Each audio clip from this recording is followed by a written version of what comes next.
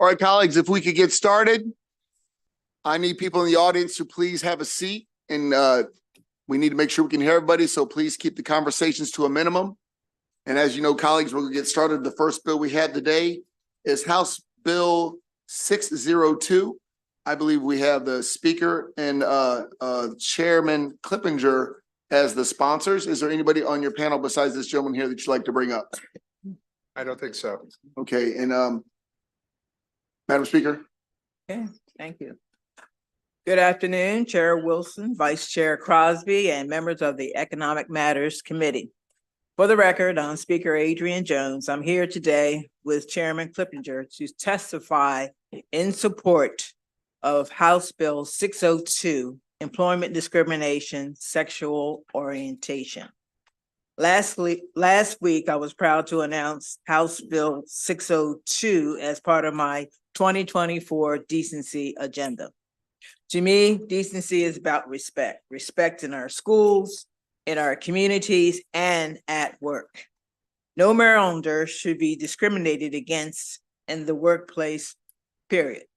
In fact, I believe that we need to do more to create stronger and safer cultures in all our workplaces. As part of that effort, House Bill 602 will ensure that Maryland employers cannot discriminate against workers due to their sexual orientation. So why are we here? This summer, the Maryland Supreme Court ruled that our Equal Pay for Equal Work Act does not prohibit discrimination on the basis of sexual orientation. This decision came after a lawsuit was brought by an employee of Catholic Relief Services who worked as a data analyst. With no notice, the organization abruptly terminated his legal spouse's health benefits after more than a year of coverage. Their reason? They discovered the couple's same-sex marriage. I want everyone in this room to think for a minute. Two people in your community wake up every day, go to work, and do the same job at the same business. Today, that business can limit employment opportunities or health benefits to one of those workers, simply because the owner knows he or she is in a same-sex relationship. Today, that business can pay that employee less for the same work just because they happen to be a member of the LGBTQ community. Today, that business HR system is allowed to discriminate against one of those workers just because he drives home to a man instead of a woman at the end of the day, workday. Today, these situations are not just hypotheticals, they are realities. The Maryland Supreme Court has reaffirmed these realities with their ruling this summer, and now we must act. If we do nothing, we are telling our workers that they shouldn't feel valued, they shouldn't feel respected or safe and secure in their jobs. If we don't act, we are allowing some workers to feel less than others. We are better than that. Equality, decency, and respect. These are the basic human values behind House Bill 602. That is who we are. People need to be able to go to work, feel safe at work, and be protected at work, regardless of who they love or who they are married to. We may disagree over politics, policy, or religion, but we should be able to come together as a legislature to say that all Maryland workers need to be treated fairly with dignity and, yes, with decency. Thank you, and I will now turn it over to Chairman Clippinger and the Attorney General's office for their testimony and to take any questions. Good afternoon, Mr. Chair, Mr. Vice Chair, and distinguished members of the House Economic Matters Committee. For the record, I'm Luke Clippinger, Chairman of the House Judiciary Committee and co-sponsor of the Speaker's bill, House Bill 602, that has to do with sexual orientation and discrimination in the workplace. The bill would enumerate workplace protections designed to protect Marylanders from discrimination on the basis of who they love. I know that it feels like we have been here before, but last August, the Supreme Court of Maryland ruled the Maryland Equal Pay for Equal Work Act, and the Fair Employment Practices Act that this legislature passed to protect Marylanders from workplace discrimination does not prohibit discrimination on the basis of sexual orientation in the workplace. The Supreme Court drew a distinction that excluded protections on the basis of sexual orientation in a way that myself, Madam Speaker, do not believe is consistent with the spirit of the Equal Pay for Equal Work Act, nor the Fair Employment Practices Act. So today we are here with a small technical change to a law that will bring real, substantial, and unambiguous protection for all Marylanders, regardless of who they love. The Supreme Court's decision last August was a sobering reminder for the LGBTQ community that the fight for equal protection, even in a state like Maryland, has been a state like Maryland that has been a national leader in civil rights, is an ongoing struggle. This is a struggle to be afforded decency and respect. As part of the Speaker's decency agenda, this legislation seeks only to afford LGBTQ people across the state the decency and respect that we all deserve. Today, as we see protections being diminished, reversed, and torn down, the state of Maryland has the opportunity to reaffirm its steadfast commitment, and I urge this committee to give a favorable report on the legislation.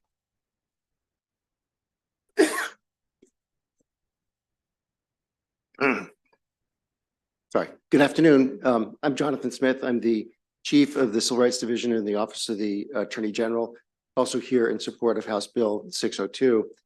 House Bill 602 will ensure that discrimination in employment based on sexual orientation is prohibited in Maryland law. In August of 2023, the Maryland Supreme Court decided Doe versus Catholic Relief Services. In that decision, the Maryland Supreme Court unsettled longstanding understanding of Maryland law that sex in the Maryland Fair Employment Practices Act and in the Equal Pay Act against sexual discrimination is, excuse me, that sex in these laws also cover discrimination based on sexual orientation. The Supreme Court reasoned that the legislature had expressly referenced sexual orientation in other statutes, but did not in these laws. It must have intended to exclude sexual orientation from protection. The Doe's decision stands in sharp contrast to Bostick versus Clayton County, in which the United States Supreme Court found that sexual orientation discrimination is prohibited sex discrimination under Title VII of the Civil Rights Act. This bill will address this gap in the law created by the Doe decision. Discrimination against persons because of their sexual orientation remains a serious problem. In a 2022 national survey, half of LGBT adults reported some form of workplace discrimination or harassment. State policy has long stood against this discrimination. The General Assembly has enacted a wide range of laws protecting sexual orientation discrimination, dating back to the enactment of the Anti-Discrimination Act of 2001. These values are also reflected in the governor's executive order of 2007. The decision in Doe makes these employment protection laws an outlier, inconsistent with the long expressed values of the state. These changes to the law will not affect the ministerial exception to the anti-discrimination provisions in Maryland law and recognized by the Maryland and the United States Supreme Courts. Religious institutions can continue to impose religious requirements on employees who, and I quote, perform duties that directly further the core missions of the religious entity. For these reasons, we urge a favorable report on House Bill 602. Thank you.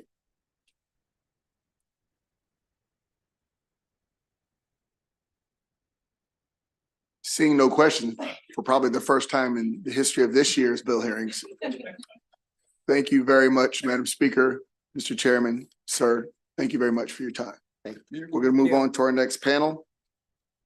We have Reverend Linda Boyd, Brandon Russell. No, I apologize. Brandon Russell is virtual. Camilla Dominguez, Jeremy Browning, and Lee Glinder. No.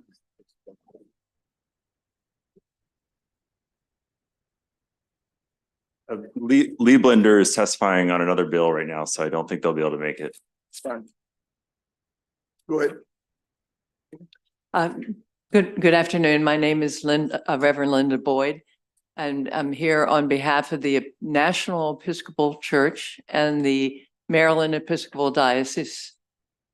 We strongly support this bill. We believe that each child, each person is created by God and has God's light and love in them. It's not up to us to choose one child of God over another. So we strongly endorse this bill and ask for a favorable decision. Thank you. Good afternoon. My name is Camila Reynolds Dominguez, and I'm from Free State Justice. We are Maryland's LGBTQ pro bono legal services organization. We're in strong support of protecting Marylanders from employment discrimination that targets their sexual orientation. We assist client after client, at least 50 per year, as they navigate the aftermath of harmful anti-LGBTQ workplace discrimination. The problem is pervasive, and we are thankful for the Speaker and Delegate Clippinger's leadership on this issue. However, we have concerns with the limited scope of the bill.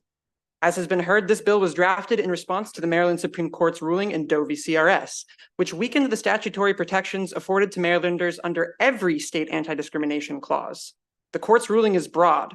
Per footnote 14, it means that if a protected category of individual is not specifically enumerated in a given anti-discrimination clause, the omitted category does not get the protections of that clause, even if they are protected elsewhere. This ruling is applicable not just to sexual orientation, but to every single protected category currently enumerated anywhere in state law. We conducted a survey of anti-discrimination clauses and found that the enumerations of protected classes are extremely inconsistent, not just for sex, sexual orientation, and gender identity, but also disability, religious belief, and race, among others. Under Doe, these inconsistencies mean that there are now significant holes in the anti-discrimination framework within state law. HB 602 is a good bill that plugs one hole created by Doe, but Marylanders are currently without state-level protections for many other forms of discrimination. Absent a comprehensive solution, any current or future piecemeal attempts to remedy Doe, like HB 602, will only perpetuate the problem of patchwork anti-discrimination language that the Doe decision created. We support the concept behind HB 602, but we urge this committee to think big about how it responds to Doe v. CRS. This bill remedies one gap for sexual orientation, and so we urge this committee to give it a favorable report, but regardless of the shape of the final package, the General Assembly every protected category are not subject to discrimination. Good afternoon, Chair Wilson, Vice Chair Crosby, and members of the Economic Matters Committee. For the record, my name is Jeremy Browning. I use he, him pronouns, and I'm the director of the Maryland Commission on LGBTQIA+ affairs. The commission was created by the 2021 Maryland General Assembly to assess challenges facing LGBTQ communities, establish best practices and recommendations for inclusion, and provide testimony before legislative administrative bodies. I want to give a quick thank you to Delegate Chief for sponsoring the legislation that created the commission. The commission is in strong support of House Bill 602, which is a crucial step to close gaps in Maryland's anti-discrimination laws and expand protections against employment discrimination on the basis of sexual orientation. I want to thank the Speaker and Delegate Clippinger for sponsoring this bill. You already heard from the panel and you have my written testimony, so I will not be duplicative, but the commission urges a favorable report on House Bill 602. However, more comprehensive legislation is needed to shield protected classes in Maryland from discrimination as proposed in the Equal Opportunity for All Marylanders Act with HB 1397 and SB 590. Thank you. Seeing no question. Delegate Chi. Thank you, Mr. Chair. I just want to thank all of you for taking the time to advocate on behalf of the LGBTQ community and also for your service in different capacities to our state and to those marginalized communities. And Reverend Boyd, I cannot thank you enough. Your words still ring in my ears. The first time 3 years ago when I introduced the LGBTQ Commission bill, and you were saying we are all God's children. Thank you for saying that again. It's simple, but very powerful. Thank you. Seeing no other questions, we will turn to our virtual. We have Brandon Russell.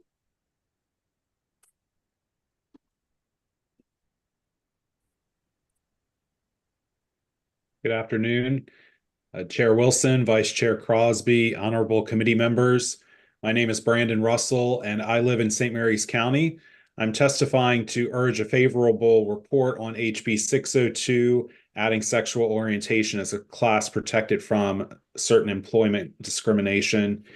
I submitted written testimony as well, but I still wanted to tell the story that I told there, which is in my previous employment, I worked in a small business and I was the only LGBTQ employee at that business. We had 10 employees and I was charged with rewriting and updating the employee handbook and the policies within that document. And as I did so, I went through and made sure to specifically include protected classes like sexual orientation and gender identity, because I recognized that there was nobody in my position previously who specifically advocated for those protected classes. And it's not just enough to list the term protected classes and assume that people are going to know that it includes things like sexual orientation, gender identity, national origin, citizenship, ancestry, religion, and many other things, depending on various laws. So I appreciate that this loophole in the current law is being addressed with this legislation. And as an LGBTQ plus Marylander and someone who is actively involved in volunteering to make my local community a more welcoming place, I know that efforts like this legislation have meaningful impacts on our everyday lives. Thank you. Thank you very much, sir. Seeing no questions, we'll move on to our one opposition of virtual Vince McAvoy. Thank you so much, committee. I am against this bill. I think that what I just heard was a list of indecency bills. One of the other bills by the speaker related to this clump of bills that she's offered has to do with advocating for librarians to foist largely LGBT material on children in schools. And then we have this bill, HB 602. I'm against this. You just heard from Maryland's most liberal, communist high court say no. Sir, I'm going to ask you not to impugn the courts or any other members by calling them communists. I don't believe that's a party official or. I was referring to the state, and I understand what you're saying, Delegate Wilson. That's the only time I'll use that Chairman in this Wilson, number reference. one. This is my committee, Chairman Wilson. Of course Do it not have is. a communist Of course court. it is, Chair. They're a court and they're not partisan. Please continue. I'd like to reserve that time back. I didn't call the court communist, I called the state communist. When you're referring to the rulings from that court and they're saying no, you should accept no as an answer.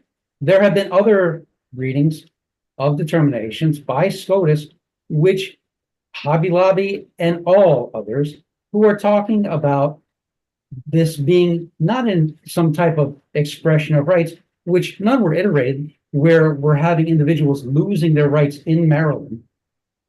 No one is doing this type of wound licking type of issue that will be clogging up courts. This is not an issue in Maryland. Congratulations, Chair. You let me ruin my train of thought. It wasn't difficult, sir. Yeah, there you go. There you go. So I'll go ahead and ask you all to refer to my written on this. This is a perverse bill. I'm arguing against it. You need to focus on the First Amendment rights, which are protected under the First Amendment for religious expression. Thank you very much, sir. Seeing no questions, I do believe that completes this hearing.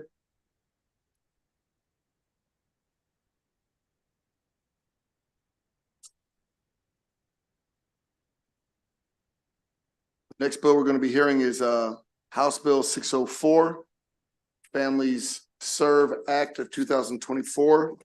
I'll be asking our first panel to come out of their little hidey hole. I do believe they'll be coming. Somebody please go get them. There we go. We have the Lieutenant Governor the First Lady and June Chung. Is June here? Yeah, I'm right here.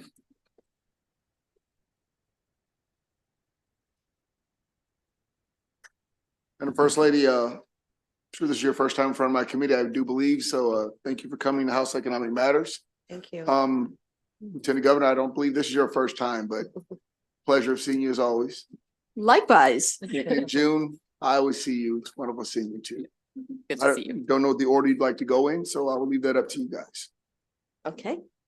Well, Mr. Chairman Wilson, thank you so much. Vice Chair Crosby and members of the Economic Matters Committee. It is great to be here before you. I'm Aruna Miller, Lieutenant Governor of Maryland, and I am so pleased to be joined by the amazing First Lady of Maryland in support of the Moore-Miller administration's House Bill 604, the Family Serve Act.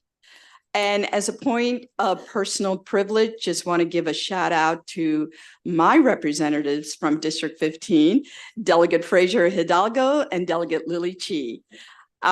So I am really excited to be here on behalf of this bill. Military service runs deep in my family. My father-in-law served in the U.S. Navy and served during the Korean War. My husband is an Air Force veteran. My husband was able to go to college on the GI Bill, and this is where he and I both met. Suffice to say, I owe much to the U.S. Armed Forces.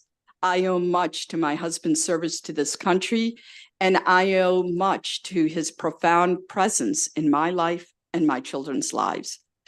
I also owe much to all the many active duty service members and veterans on the committee, as well as those in this room. I know that you have 5 veterans on the committee, Mr. Chairman, so thank you. Thank you for the sacrifices you and your families have made for our nation. Like service members, military spouses and their families understand what it means to serve and to sacrifice. Military spouses endure the unique and challenging circumstances of numerous moves and deployments. The unemployment rate for military spouses is a staggering 21% compared to Maryland's statewide unemployment rate of 2%. But what if we could make it better for Maryland's more than 15,000 active duty military spouses to gain their employment? Well, you know what? We can. House Bill 604, the Family Serves Act, recommends that the existing hiring preferences available for veterans and active duty service members be extended to include military spouses. This voluntary hiring preference will be applied to both public and private sector employers. Not only does greater employment opportunities for military spouses affect their financial independence, but it also affects our national and military security.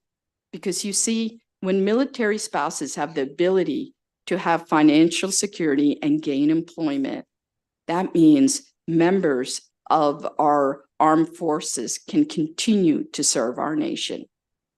As a country and as a state, we have the profound responsibility to show our appreciation for our active duty service members, our veterans, and their spouses and families, not just in words, but through action. And in Maryland, we're taking action. Together, the First Lady and I co-chair Maryland Joins Forces campaign, a new initiative modeled off of the White House's Joining Forces. Maryland is the first state to implement this program at the state level. Through Maryland Joins Forces, we will work to better support military families and increase their access to education, employment, food, affordable housing, health, and wellness.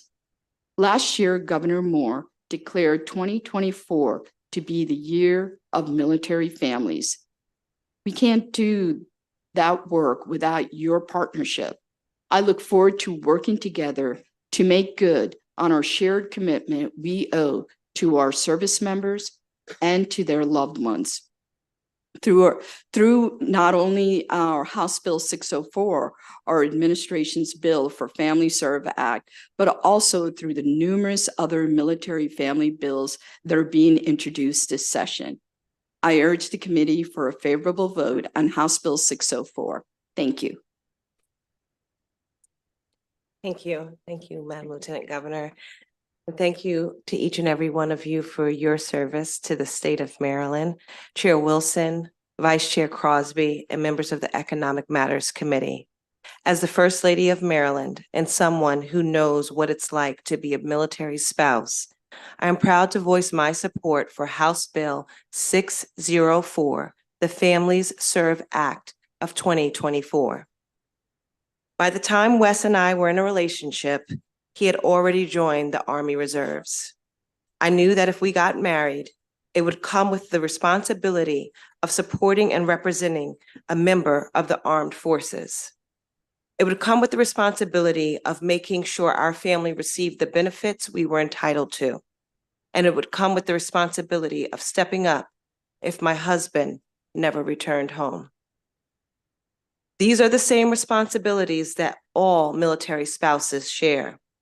When a husband, a brother, or a mother raises their hand to serve, the people who stay home have to adapt. Perhaps you need to manage the family finances. Perhaps you need to move across state lines. Perhaps you need to get a new job at the drop of a hat. You learn how to be entrepreneurial.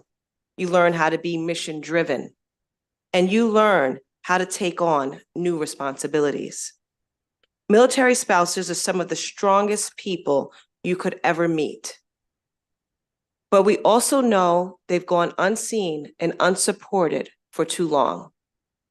One of the many reasons my husband and I got married before we had originally planned was because we knew that the armed forces treat military spouses differently. But we didn't fully consider how society treats military spouses differently. And you don't need to take my word for it. You just need to look at the numbers. The national unemployment rate for this community is 21%. To me, this is unacceptable. The governor has been very clear that we need to make Maryland more economically competitive and make Maryland the state that serves. If we want to meet both of these goals, we need to support our military spouses, and state government has a vital role to play. The Families Serve Act of 2024 will level the playing field for military spouses applying to jobs in both the public and private sectors. And that isn't just good for military families, it's good for the entire state. When you hire someone from a military family, you're uplifting a person that can improvise, adapt, and deliver results. When you welcome a member of a military family to a company or organization, you are recruiting the best person you could have on your team. And don't forget, these are highly educated, highly qualified, and well-credentialed candidates. It takes deep bravery and love of country to raise your hand and join the armed forces. That bravery and love is shared by your family. Our military spouses aren't just appreciated, they are necessary. And each and every one of us has a responsibility to support them. Now is the time for us to break down silos, join in partnership, and move forward with a strong agenda that supports our military families. The Families Serve Act is central to that mission, and it would operate along other bills that will help us make 2024 the year for military families in the state of Maryland. We can and should lead on these issues, and I urge the committee to provide this legislation with a favorable vote. I thank you for this opportunity, and I look forward to any questions you may have.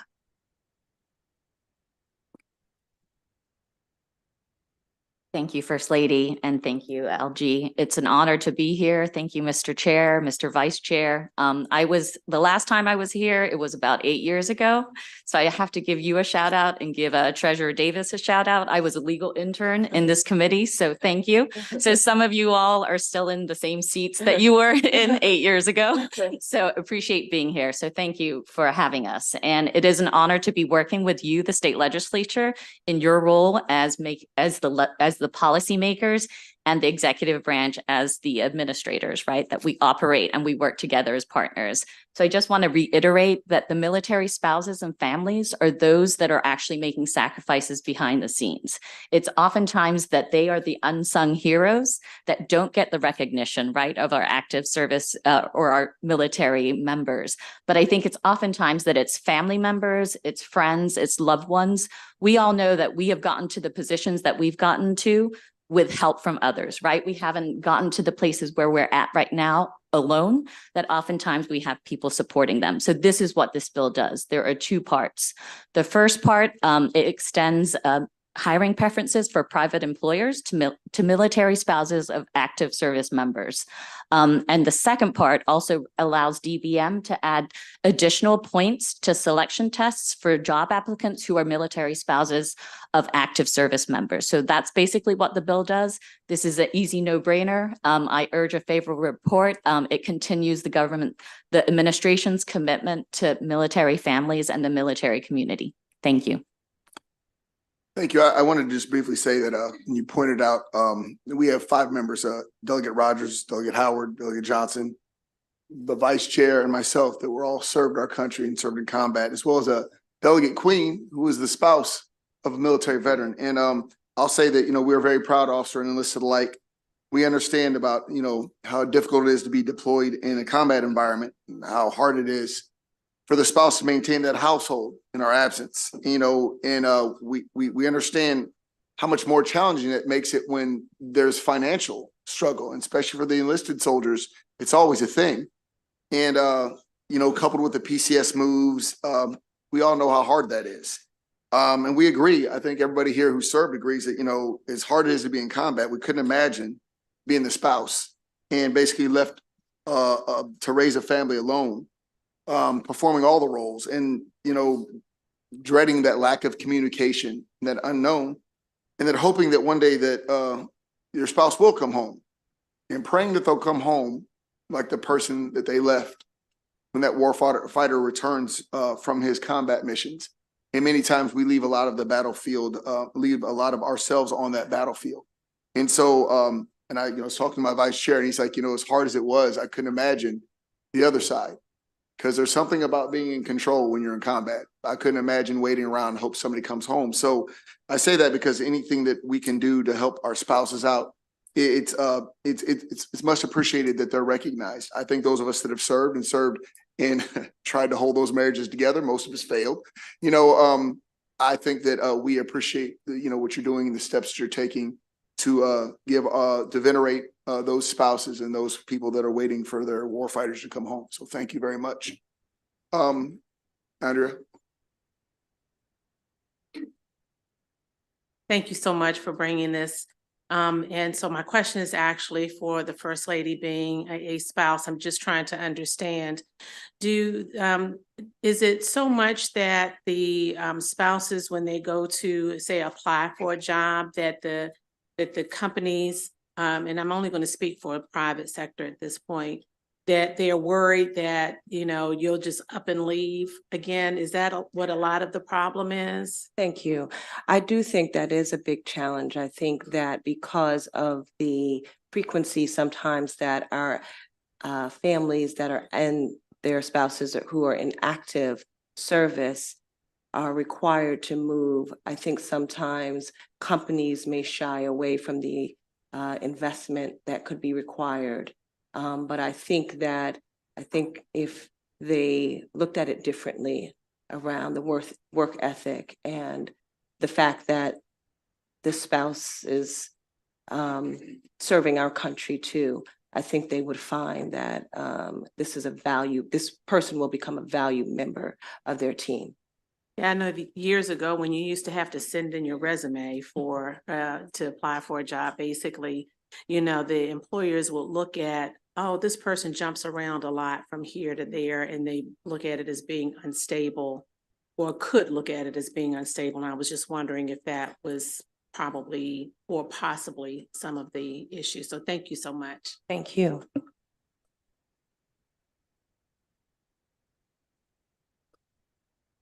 Thank you, Mr. Chairman, and I want to thank the Lieutenant Governor, the First Lady, for being with us today. So I have just a quick technical question and then just a brief statement. So I just want to make sure I understand, on the private side, it enables private employers to give preferential treatment to spouses, active military, and that's kind of the gist of it, right? It makes sure they don't get in trouble if they decide to do it. Is that right? That's correct. This is all voluntary. Fantastic. And just to further, to let you know, Delegate, Starbucks already applies this in hiring spouses, military spouses, Right. and they do an extraordinary job at that. So we'd love to be able to see that happen further to other private sectors. Well, I want to be the first to say, and I give credit where credit is due. Maybe this gets shared with the governor at some point, but it's a great bill. So I come from a big military family. My grandfather served 33 years. My dad did 29 years, and my brother's an officer in the military now. And for their spouses, I think this is a great opportunity, because as we moved around when we were young, it takes a toll on the spouse. I know my mother, although educated, it's difficult going every 2 years, place to place to place. And so I really think this is a bill that could help them and help our military community. So I thank you. You can relay that to the governor for me. Thank you. And Thank you, sir. look forward to the bill. Thank you. Thank you.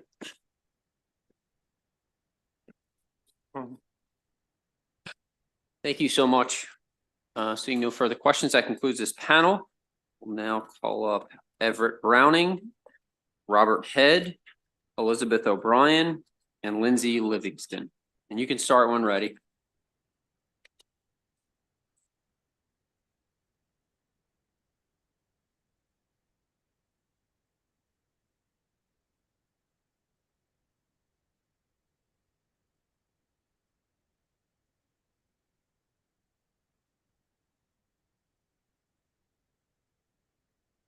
Go ahead, you're good. Whenever you're ready. First one up, no particular order.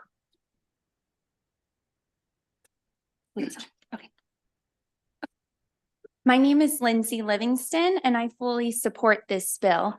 I'm a native Marylander, mother to 3 boys, and have been a military spouse for over 15 years. My husband is currently serving on active duty and has faithfully served in the Navy for over 20 years. Our family also has endured 13 years of continuous sea duty, including several deployments and moves, which came at a cost for our family. Like so many other military spouses, I struggled to find employment or employers who understood the gaps on my resume and had to put my dreams on hold so my husband could serve. My children and I are incredibly proud of my husband and are proud to serve alongside of him as a military family. Still, like so many other service members, my husband is able to best serve his country because he knows I am holding down the fort while he carries out the duties his country asks of him. I was honored to meet Governor Moore, First Lady, and Lieutenant Governor at a military spouse event. I stood in a room with governing officials and military spouses and heard the officials commit to actively serving military families and honoring their sacrifices. That night, I felt incredibly proud of my home state. Often, military spouses feel overlooked and the daily sacrifices that we make go unnoticed. This bill changes that narrative. This bill sends a direct message to military spouses like me that Maryland sees our sacrifices. It allows military spouses a better pathway to finding employment and improving their economic opportunities. It also encourages employers to hire military spouses, some of the most hardest working and dedicated people I know. Passing this bill will communicate to military families and their service members that Maryland is committed to serving them and the military. Good afternoon, Chairman Wilson, Vice Chair Crosby, and members of the committee. My name is Elizabeth O'Brien, and I am the Executive Director of Hiring Our Heroes, a national grassroots organization founded in 2011 by the U.S. Chamber of Commerce Foundation. Today, we have served more than 1 million members of our military-connected community. I am also a current active duty Army military spouse of nearly 2 decades during our nation's most prolonged conflicts and a proud mother of 3 military children. In 2011, the United States faced a crisis in veteran unemployment and our nation rallied. We cut that unemployment rate in half in less than 3 years. But our country has not yet rallied in the same way in support of military spouses, a population 92% female and 21% unemployed. We are in crisis and our families are in crisis, grappling with single income pressures. Make no mistake, this is also a retention issue. In 2017, Maryland created a state-based solution by working with Hiring Our Heroes, placing 175 fellows with 50 Maryland businesses. 147 of those fellows were military spouses. That program ended in late 2019. Today, we have an internship program at the national level, but we still need local solutions. In conclusion, I urge you to recognize the career challenges military spouses like me face during the transient nature of military life. As a former college basketball coach, I experienced those upheavals firsthand, living in 7 locations in 9 years, 2 of them overseas. I am no longer a college basketball coach, but I am just one of 1 million active duty military spouses, reserve and National Guard spouses that need action. And today you have that opportunity to take action and send a signal that Maryland's dedication to upholding national security imperatives and mitigating the pervasive national crisis stemming from economic inequities among military spouses. This is good for Maryland government, Maryland businesses, and perhaps most importantly, Maryland military spouses. Thank you. Good afternoon, Chairman Wilson, Vice Chair Crosby, and other members of the committee. I am Robert Head, Vice President for State Government and Political Affairs at Lockheed Martin Corporation. I'm also a former Navy intelligence officer, and both my brothers graduated from the Naval Academy right here in Annapolis and had distinguished military careers. Thank you for the opportunity to speak in favor of the Family Serve Act of 2024 today. I should also note that I'm a resident of Calvert County. Lockheed Martin has been proud to call Bethesda, Maryland home since Lockheed and Martin Marietta merged in 1995, with approximately 2,300 employees in the state and an additional 120,000 employees worldwide. Our heritage in Maryland goes back to the earliest days of the aviation and aerospace industry with our founder, Glenn L. Martin.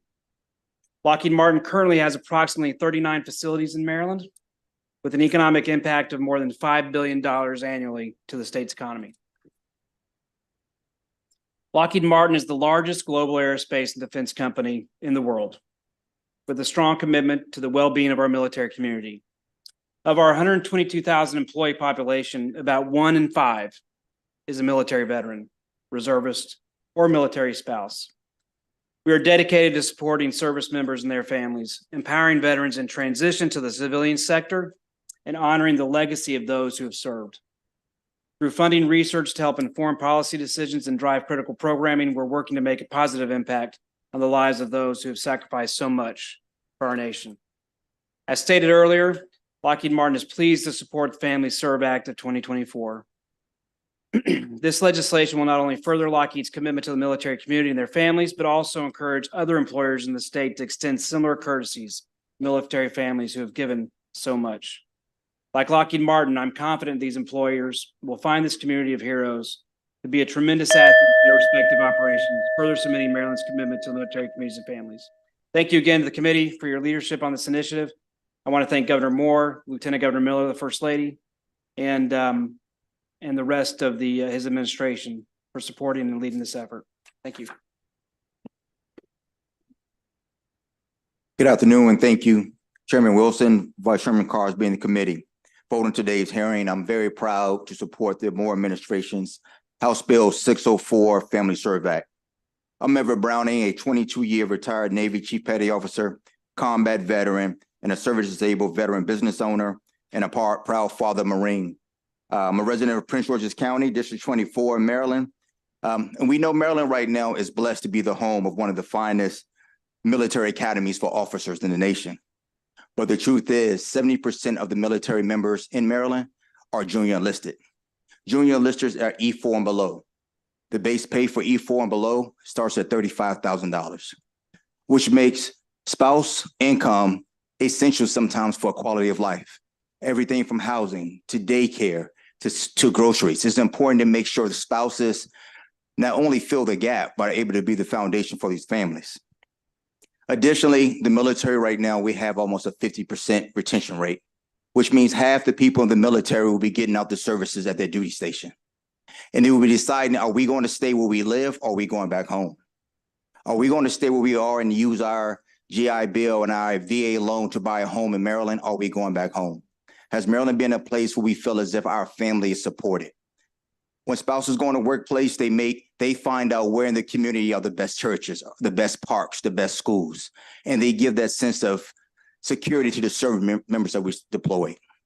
As a business owner, I appreciate this opportunity to be protected while I give deference to spouses as they come looking for employment. I thank you so much for this opportunity to present to you and to support this bill. Thank you. Thank you to all four of you for your service. Ms. Livingston, your husband's in the Navy. There's only a few of them. I represent one of them. Are you in Pax River or no? Say that again. Are you in St. Mary's County or?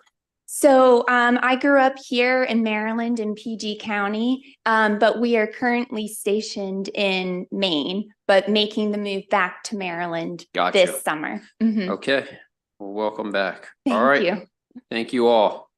I think oh, my bad. Sorry. Delegate Rogers. Thank you, Mr. Chair. I also want to thank the panel for their testimony and specifically thank Mr. Head because I know exactly what Lockheed does in terms of employing military spouses. You're critical in that effort. And Mr. Browning, I'm very familiar with all the things that you do in the community. So just want to thank you today for your testimony. Thank you, Billy. Thank you.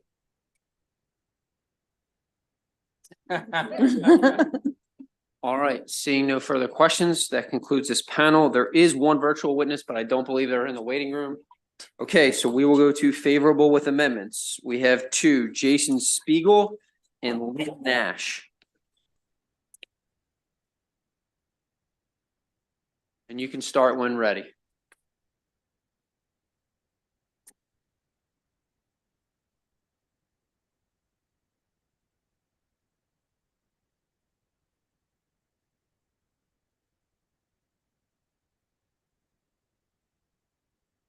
Okay, thank you, Mr. Vice Chairman. For the record, Jason Spiegel, President of the Maryland Military Coalition. We recommend a favorable report with amendments on HB 0604. I want to start out by making it clear that we strongly support the policies articulated in this legislation, which will reduce spousal unemployment by authorizing a service member spousal hiring preference in the private sector and providing a spousal hiring preference for in-state employment. However, we are concerned because the language in the current version of the bill confuses the term armed forces and uniformed services and is ambiguous as to whether the private sector spousal hiring preference applies only to the armed forces or to all the uniformed services. Furthermore, the language in the current version provides that the state employment hiring preference applies only to military spouses, not uniformed services spouses. The problems with the bill's language are explained in depth in our written testimony. In this regard, we note that all uniformed services personnel, including the Public Health Service Reserve, are covered under the administration's bill HB 580, the Time to Serve Act. However, the spouses of active duty public health service officers are excluded from the state employment preference of this bill. We struggle to understand the policy reason for applying the state employment preference to only military and not uniformed services spouses. In that regard, we note that the Public Health Service provides the health care for the Coast Guard. The Public Health Service is inextricably bound up with the armed forces, and any Coast Guard person at Curtis Bay will receive healthcare treatment from a public health service officer. We urge a favorable report with an amendment. Thank you. So thank you for allowing me to be here today. My name is Captain Lynn Nash, and I'm a retired public health service officer. After 30 years, both in the Army, Desert Shield, Desert Storm, got my combat time, but then in public health, I was the officer in charge on the Capitol Hill when we had our anthrax event.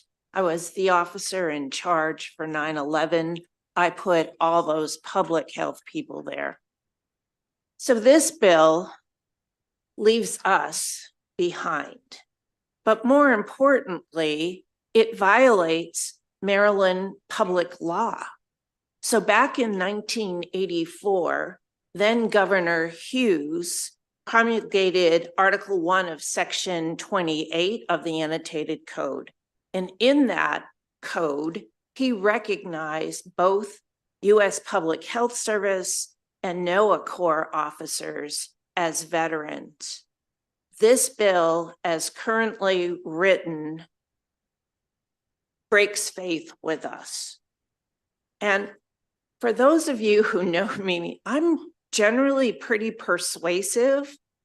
We had a conversation with the bill authors, and we were told no. So I'm asking for a favorable report, but only after you've made the technical corrections that we have provided for you. Please don't leave public health and NOAA behind. Thank you. Okay, seeing no questions, thank you both so much. I do not see any unfavorables. Next, we're going to turn to one of our own, House Bill 710, Delegate Rogers, and then we will come back and go to House Bill 536. So Delegate Rogers, do you have a panel you want to bring up? Yep, and start when ready.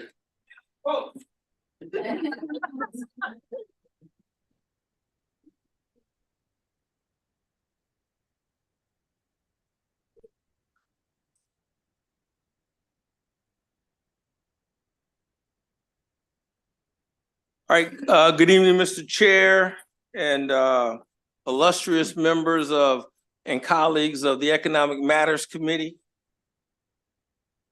For the record, I'm Delegate Mike Rogers, and I represent Legislative District 2 in Anne Arundel County. In 2019, I guess I should also say I respectfully request a favorable report of 710. I guess I'm a little rusty. In 2019, this committee and the General Assembly passed House Bill 671 into law, which required the Department of Labor to issue regulations establishing a licensing and registration program for household good movers in the state.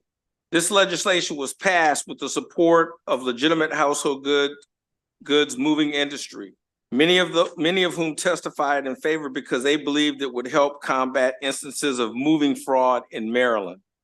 Over 30 states require registration of their moving companies.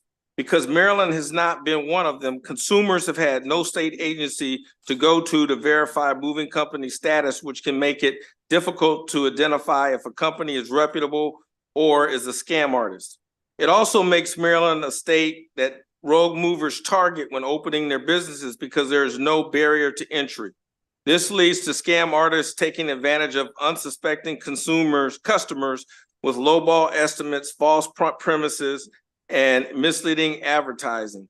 They then illegally increase the cost of a move dramatically after customers' goods are loaded, leaving a customer with little recourse but to pay the inflated charges, or the mover will not give them their possessions. Fast forward 5 years later, we still do not have a registration program in Maryland. As you all know, the Department of Labor was overwhelmed during the pandemic with staffing shortages and a dramatic rise in unemployment claims. The department is now planning to move forward with the regulations this year, but there are concerns over funding the program so it can operate in perpetuity.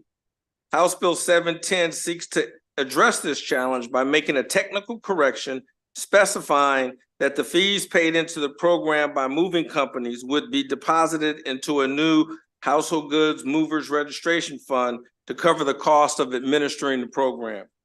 It should be noted that between October 1st, 2019, when the program was to have been established, and February 1st, 2023, the Attorney General's office has received more than 248 complaints against moving companies in Maryland. It is time to get this program running.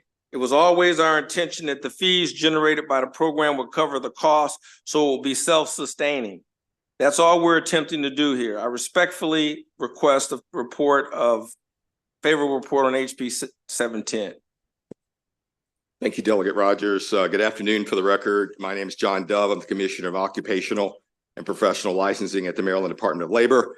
Online with me should be Executive Director Todd Blackistone, who will be running that program. He'll be here if we need to answer any additional questions that I can't answer. I'd like to thank the Chair and the Economic Matters Committee for allowing me to introduce you to HB 710, entitled Household Goods Movers Special Fund and Fees. I'd like to give a short explanation as why this bill will be helpful to Marylanders. In 2010, the legislature passed HB 671, which prohibits a person from providing household goods moving services with a commercial vehicle as defined by current law in the state unless the person is registered with the Maryland Department of Labor. The 2019 bill also established a registration cycle, requirements for original and renewal registration applicants, and grounds for registration application approval, denial, and regulatory action against the registrant. By directing that the fees generated by the Household Goods Movers Registration Unit be deposited in a special fund, the unit will be able to cover the costs of administering the fund and thereby better serve the respective industry as well as the citizens of Maryland. Further ensuring the operation of the unit is cost efficient and that services provided to the industry and the public are competent, efficient, and productive is in the best interest of the citizens of Maryland. To summarize, the proposed bill will create a Household Good Movers Unit Registration Unit Fund in the Division of Occupational and Professional Licensing at the Maryland Department of Labor by directing that licensing fees be deposited in the fund as well as authorizing the Household Goods Movers Registration Unit by the Secretary of Labor to set fees by regulation in amounts that will allow the unit to serve the respective industry and the citizens of Maryland. Without this dedicated funding, the unit would lack the financial resources to adequately carry out statutory responsibilities. Thank you for your time, and I ask for a favorable report. Thank you. Thank you, Mr. Chairman, members of the committee. For the record, I'm Louis Campion with Maryland Motor Truck Association. Within our association, we have a subgroup called the Maryland Movers Conference that is representative of about 60 household goods movers from across the state. And we were the group that came in 2019 and were the impetus for this registration program with several of our moving company members. You've already heard the background as to why and that it's 5 years later and we're still waiting for that program to get off the ground. So you don't need me to reiterate any of that. We're excited that the administration is looking to move this program forward. And so we just ask for you to make, this what we think is a simple technical correction, because it was always intended that the fees for the program be generated by movers paying those registration fees. So we would just ask for a favorable report. Thank you. Delegate Adams. Thank you, Chair. So the bill passed a few years ago. Did we discover how many other states do the same licensing? I can answer that question. Yes. So more than 30 states actually have registration and licensing programs for household goods movers. Okay. Yeah. And if I remember the bill hearing correctly, and this is first blush, was there a discussion back then about how we define a house mover? So I've got a pickup truck and I help friends on the weekend.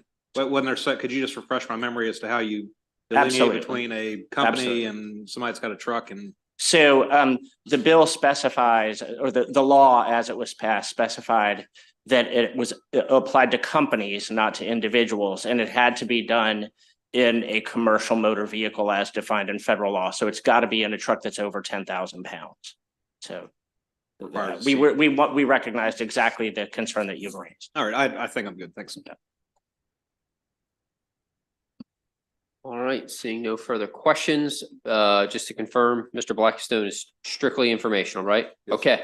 All right, that concludes this bill hearing. Next, we will turn to House Bill 536, Delegate Mirku North. And you can bring up your panel and start when ready. I'm quicker. I hope so, anyway. Mr. Chair, is it my understanding that there are other members of the judiciary on this panel, or is that incorrect? Okay, then I will proceed. Sorry, Delia, what specifically? Is this members of judiciary also on this panel? I mean, you can start without them. Okay, wonderful. Just wanted to make Watch sure. online. Thank you, Mr. Chair. And if they are, they're probably, somebody's calling them to send them up. So just Okay. go ahead and start. Sorry. Thank you so much. Thank you, Mr. Chair. And thank you to the distinguished members of the Economic Matters Committee. I'm back, Delegate Mary Kuhn North from District 14, here to present House Bill 536, Correctional Services Apprenticeship Startup Grant Program. Registered apprenticeships are a proven strategy to address workforce shortages. And in Maryland, we have one in correctional services. So this bill is allocating $500,000, $500,000 grant to a sponsor organization composed of at least 3 correctional institutions, local and state, and at least 1 union representative representing the correctional facility employees. And this funding is going to support and develop an implementation of apprenticeship program in a variety of fields, including correctional services, that includes social work, medical clinical work, or data analysis. Now, there's also a bill out there, the GAPS bill, Growing Apprenticeships in Public Safety Workforce, that is tackling public safety apprenticeships as well. And we're hoping in the long run, we can try to mesh the two. But until then, I would say that this is a bill that's direly needed. In fact, it was Secretary Struggs' testimony in the Senate version of the GAPS bill that noted the average age of a Maryland correctional officer is 39 years old. So there's a deep need to attract new generation of talent, not just new generation of talent, but a diverse generation of talent that reflects the population that it serves. So I am humbly asking for your favorable support on House Bill 536. Delegate, you are right. It is jointly assigned. So we will make sure that our colleagues in judiciary get the hearing and the tape. I do not see any other witnesses. And I don't see any questions. No one favorable. So that will conclude this bill hearing. Thank you all. Thank 2 you. days, too kind. Okay. Next, we will go to, is Delegate White Holland here? Okay, we'll come back to her. Oh, I apologize. Delegate Waffo, House Bill 650. Oh, man, do you want me to play theme music? Was that, did you do that on purpose? That was well timed. All right. Entrance music. Yeah. Go ahead and start when ready. And if you have your panel, obviously they're coming up. Go ahead. All right, yeah, that was great timing, Mr. Vice Chair. We should do that more often. All right. Mr. Chair, Mr. Vice Chair, friends and colleagues on the House Economic Matters Committee. For the record, Delegate Adrian Boafo here to present House Bill 650, Labor and Employment Apprenticeship Standards Ratio, Apprenticeships to Journey Persons. I'll keep my remarks as brief as possible. As you can see, I'm out of breath for running back over here.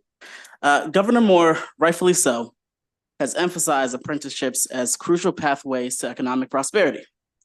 In alignment with the Apprenticeship 2030 Commission Blueprint for Maryland's Future, we've set a goal here in our state to have 60,000 apprenticeships registered by 2030. And 45% of high school graduates complete a registered apprenticeship by 2031. Achieving these goals is not feasible under our current existing apprenticeship regulations. With the current 1-to-1 ratio, businesses would need to hire a full-time journey worker for every apprentice they take on.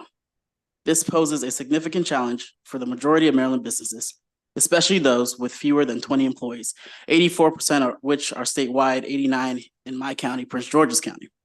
In pursuit of our state's apprenticeship goals, HB 650 proposes increasing the apprenticeship to journey person ratio from the current 1-to-1 to 3-to-1 for all newly registered non-traditional apprenticeships.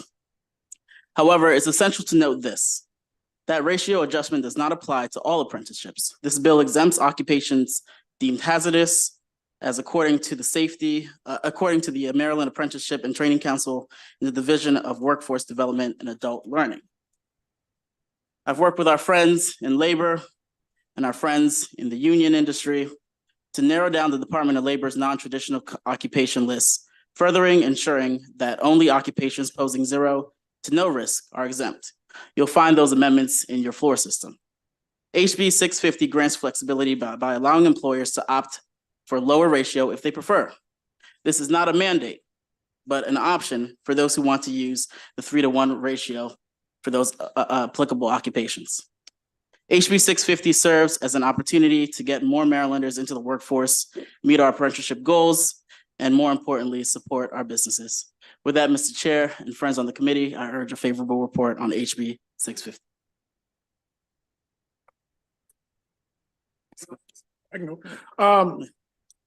Members of the Economics Matter Committee, thank you for allowing me to speak today.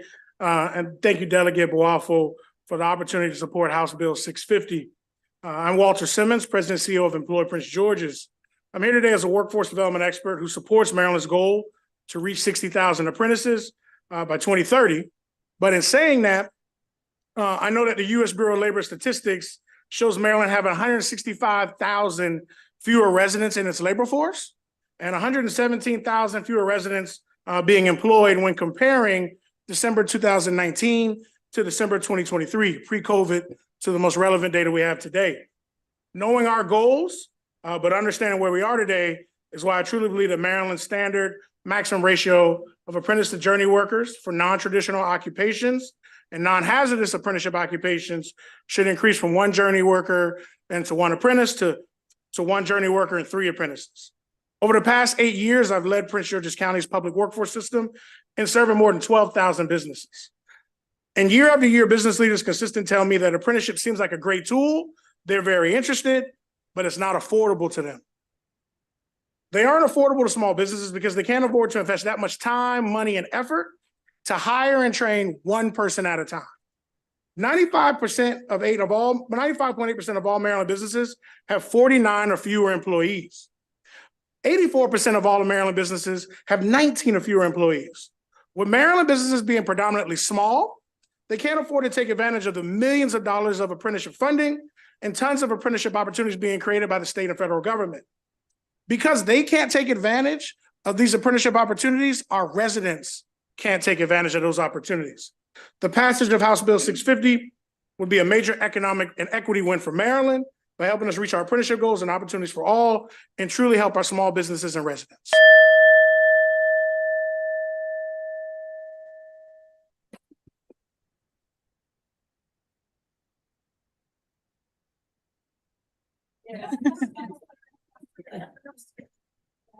Good afternoon, Mr. Chair, Vice Chair, and members of the committee. My name is Hannah Allen, here today on behalf of the Maryland Chamber of Commerce, here in support of House Bill 650. We believe that this legislation is crucial for advancing workforce development in Maryland. Expanding the apprenticeship ratio from 1-to-1 to 3-to-1 is a big step towards making apprenticeships more accessible, especially for smaller businesses. Allowing employers to train multiple apprentices lessens the burden on businesses and encourages their participation in these apprenticeship programs. Expanding these opportunities really gives people an alternative pathway to traditional higher education, really setting them up for a successful career by learning a trade directly through an employer. I think the mantra has really shifted on expecting people to have a college education in order to have a successful career. As people want to join the workforce without a college degree, this bill really sets them up and provides those opportunities for them to make that happen. We're in a time where there's a big strain on our workforce and employers are really having trouble finding qualified and skilled applicants. So by increasing the ratio, apprenticeship programs become more accessible to both employers and by those looking to be an apprentice. So with that, we would request a favorable report on House Bill 650. Thank you.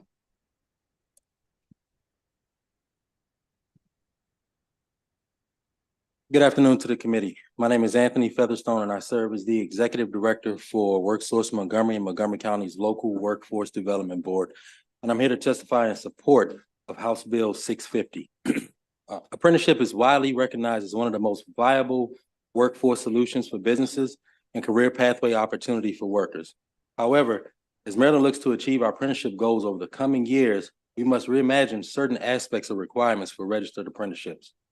Through expanding the 1-to-1 apprentice to a journey worker ratio to 3-to-1, HB 650 makes the possibility of developing and expanding apprenticeships a lot more financially and operationally feasible for Maryland businesses, especially small businesses. While we agree the 1-to-1 ratio is necessary for hazardous roles, especially those within the building trades, there are many roles where the 1-to-1 ratio brings forth cost and operational inefficiencies for businesses and limits the amount of opportunities available for potential apprentices. As you consider this bill, and expanding the ratio but beyond 1-to-1, it's important that we consider a few things. Number one, does a graphic design or computer support specialist apprentice require the same level of supervision as a heavy equipment operator, roofing apprentice, or electrical apprentice as part of their on-the-job training? And if a business can train, supervise, and mentor multiple non-trade and non-hazardous apprentices with a single journey person, should we tell them they can't? And if so, with the increased cost and operational changes associated with the 1-to-1 ratio, can we really expect a wide-ranging adoption of the registered apprenticeship model in Maryland beyond the building trades? Ultimately, with a higher ratio of apprentices to journey workers, businesses can expand their workforce capacity. Thank you for your time, and I hope the committee looks upon this bill favorably. Good afternoon, and thanks for having me here today. I'm Jennifer Vey. I'm the Executive Vice President for Policy and Research at the Greater Baltimore Committee.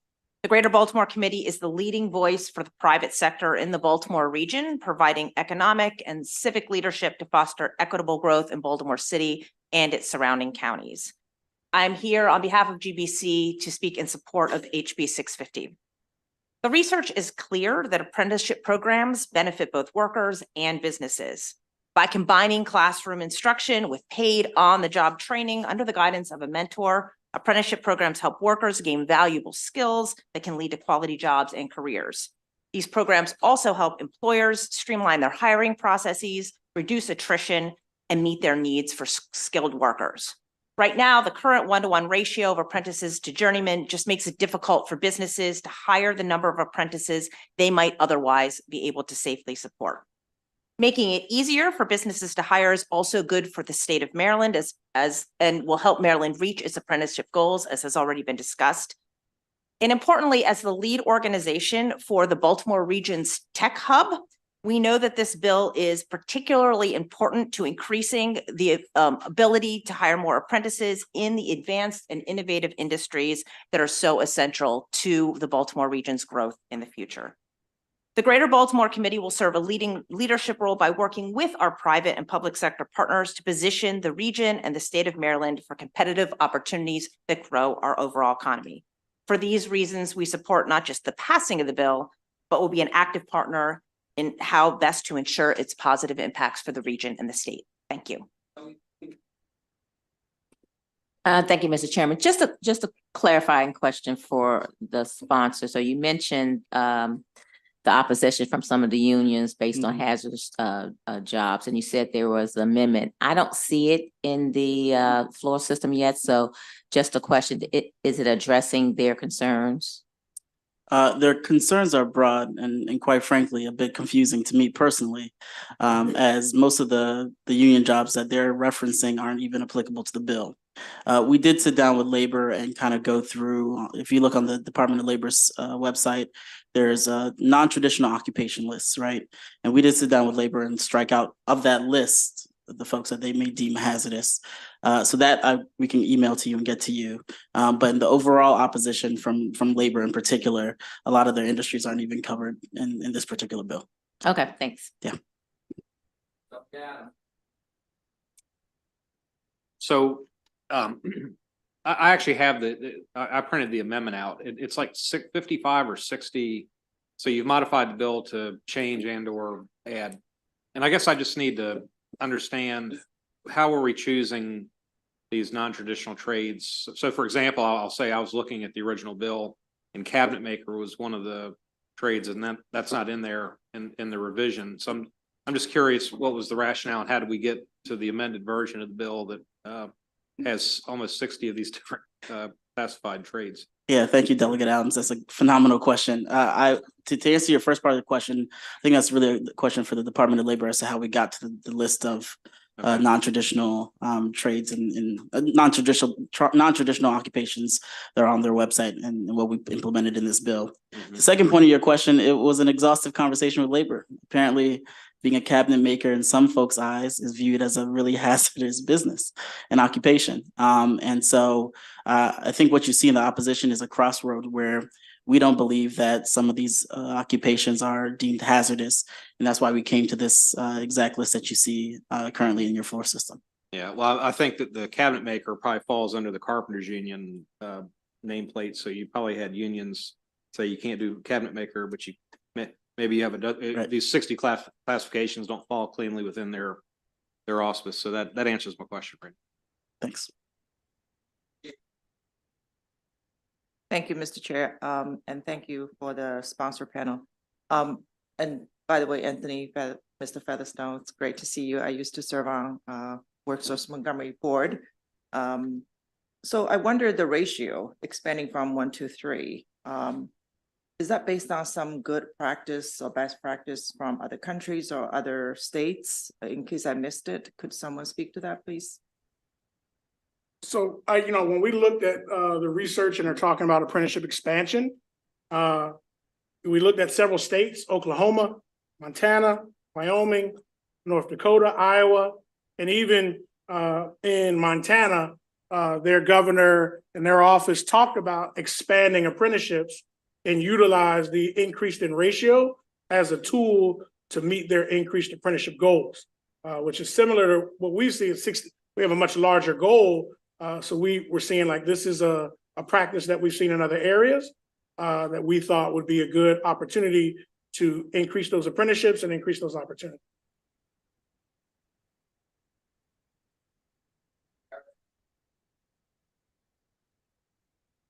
Thank you. The bill, I'm looking at the original text and not the amendments, says that the secretary shall adopt regulations for non-traditional and newly registered occupations. The first question is, because they adopt regulations, does that mean that a company would be required to do this, or is it at their discretion? And then 2, can you tell me what the newly registered occupation, that one is a little new to me, that terminology is a little new to me. So can you explain that? Yeah, so first, no one's required, right? If you're one of these occupations under the bill, you're not required to go to 3 to 1. 3 to 1 is a new threshold and standard, but you can operate at 2 to 1, you can operate at 1 to 1, like what is currently in law. To your point about the Secretary of Labor and Regulations, currently MATC, you have to apply to be an apprenticeship through that process. And all this is saying that as new applications come online, the secretary in his or her role can determine if that actually applies to the 3 to 1 ratio or applies back to the original 1 to 1 ratio. And that's the newly registered occupation. Correct. The newly registered, that would go through the MATC process anyway. All right, thank you.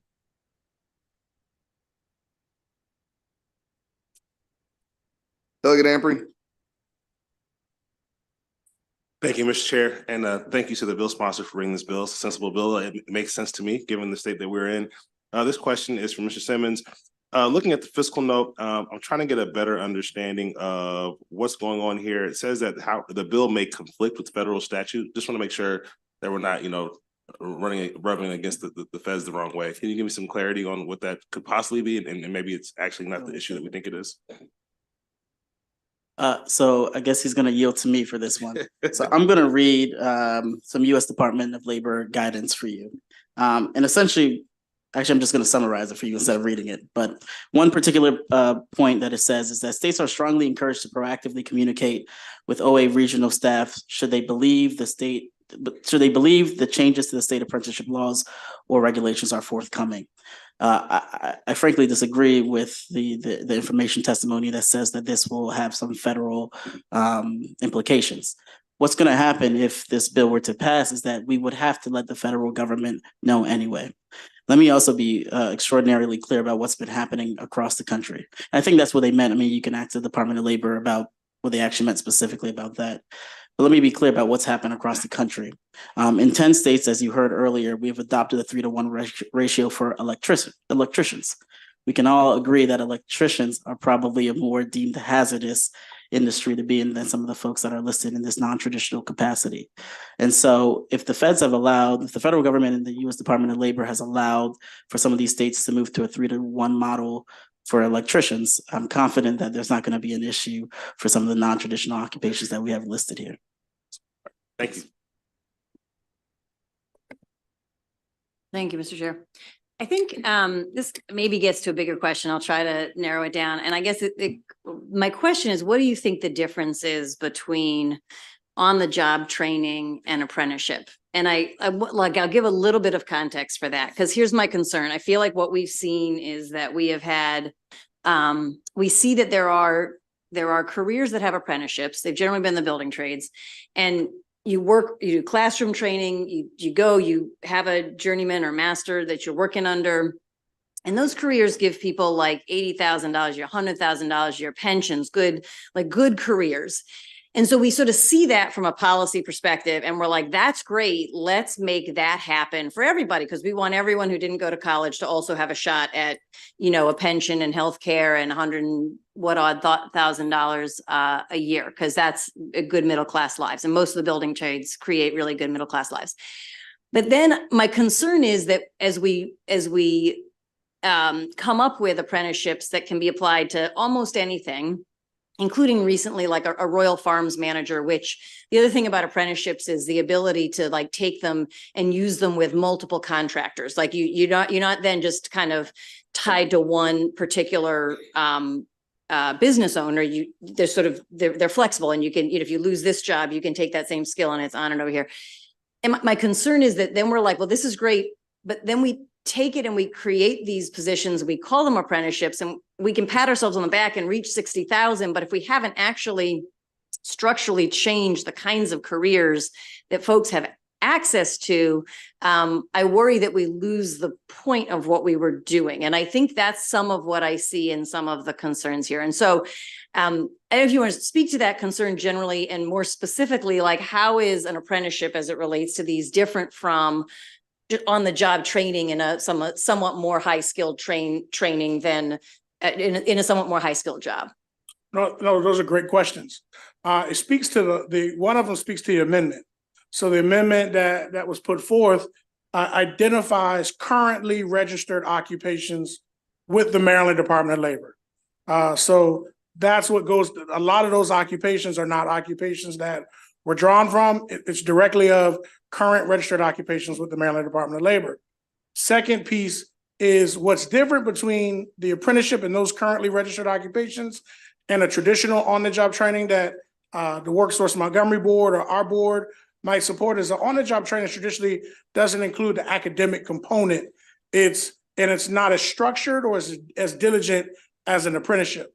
It's a loosely regulated, doesn't require academic portion, where the apprenticeship is more directly regulated. There's specific competencies.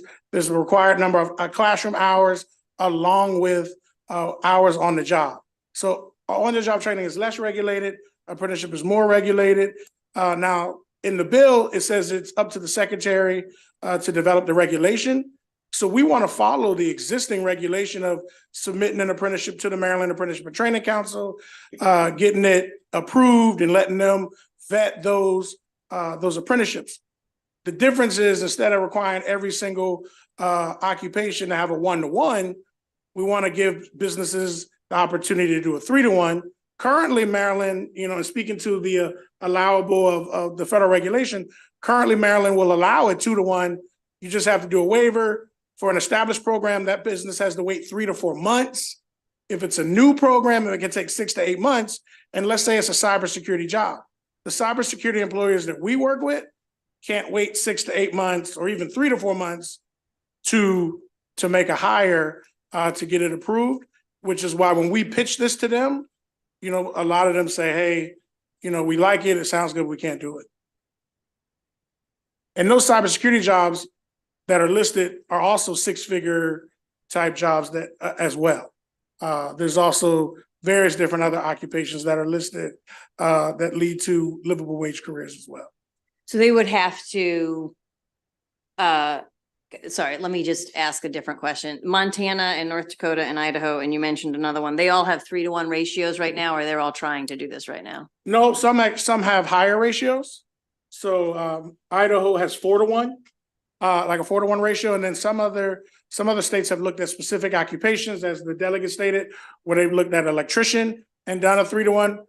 We agree that electrician is hazardous and should remain at 1-to-1. So it just looks at those offices, and some offices operate differently depending on how their state is structured. And I guess my last question is there any job that you think is not apprenticeable? Yeah, I think some jobs, my personal opinion is some jobs that don't lead to that level of expertise or technical difficulty, should not be apprenticeable. I don't sit on the Maryland Apprenticeship and Training Council, so that's why we would leave that up to what the Maryland Apprenticeship and Training Council, the Maryland Department of Labor says. So we would leave that up to them. And our work, when we are reaching out to businesses about apprenticeship, we are telling them, this makes sense, this doesn't make sense, but we still leave it up because we aren't the regulatory body. If that business chooses to move forward and submit an application, we can't stop them from doing it, but we advise them that it should be a livable wage career. It should lead to have a certain level of technical difficulty, but at the end of the day, it's up to the Maryland Apprenticeship and Training Council to improve it.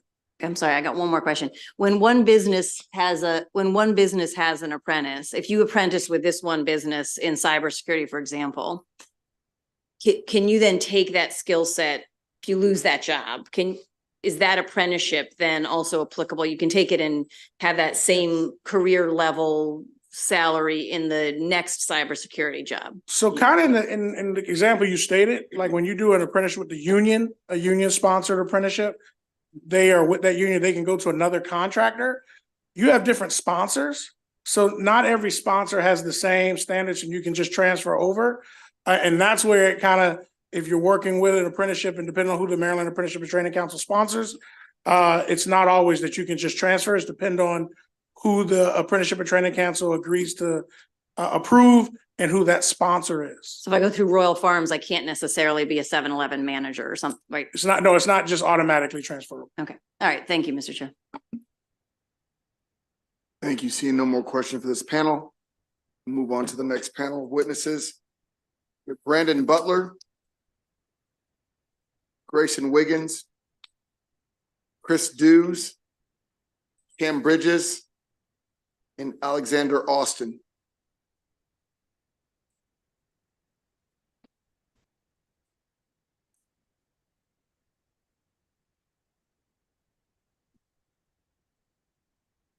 Good afternoon, Mr. Chairman, members of the committee. My name is Brandon Butler with Pinnacle Strategies on behalf of our client, the Maryland Workforce Association. We've come a long way with apprenticeships. We used to think of it as just trades-based apprenticeships, but now there's more non-traditional and non-hazardous occupations that are every day latching on and joining on this apprenticeship movement. The Maryland Workforce Association is an association of the 13 local workforce boards, 2 of which you just met or had a conversation with, or previously on their board. If you don't know them, then I'd be happy to assist you on that, because we're working with businesses in your communities day in and day out about building apprenticeships. Apprenticeships are the gold standard, as you all know. It's a way that businesses can fill a workforce need, and they are community-based. They are trying to find ways in which businesses can meet the workforce needs. We all know that businesses are screaming right now for talent, and this is a way that we can establish a time-tested model for filling that workforce need. So this bill provides an important tool to ensure that businesses have that talent that they need. It furthers the work of integrating this workforce solution into community-driven opportunities. And it furthers the work of the 2030 Commission and the Blueprint for Maryland's Future, both of which your local workforce boards are playing an active role. And so for that, we respectfully request a favorable consideration. Thank you. Christopher Dews, representing the Center for Urban Families. We support, first of all, I want to thank the delegate for bringing this bill, also all the other panelists who've spoken. Just going to say this rather quickly. Center of Urban Families does a lot of workforce development in Baltimore City. A lot of the individuals that we end up placing tend to be in the apprenticeship category. So this bill would actually help us to just get more people in place in the way that we would like them to be and help them to earn the money and the sustainable wages that they need. We think it's a very important issue, and we're going to thank everybody for bringing it to the table. It's actually all we have. Thank you. Urge favorable report. Good afternoon, Mr. Chair, Mr. Vice Chair, and members of the committee. My name is Cam Bridges. I'm the Senior Public Policy Advocate for Job Opportunities Task Force. And we would like to thank Delegate Boafo for putting this legislation forward, especially given the need for career opportunities for Marylanders outside of traditional higher education pathways. The cost of public universities in the United States has tripled since 1980. The average annual cost of tuition and fees at a private four-year college was $39,400 in 2023. The average rate of college tuition inflation is currently 8% per year. The growing unaffordability of higher education for the average Marylander, encapsulated by these statistics, helps illustrate the reasons why college enrollment has been steadily declining for the past decade. It's imperative that we expand workforce development opportunities outside of undergraduate degrees, and expanding capacity for apprenticeships is a much needed step in that endeavor. We support House Bill 650 and ask for a favorable report.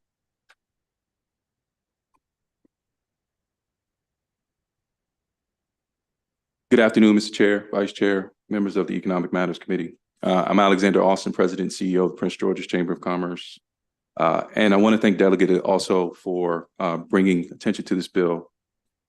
I come to you today as a person from a different angle. I've worked in workforce, I've run a small business, and I now represent over 700 businesses in Prince George's County, Maryland. And I think we all agree it's no shock that small businesses are the driver of our economy. And I think it's critical that we look at policies such as this that will not create a financial burden for businesses, both small and medium-sized businesses.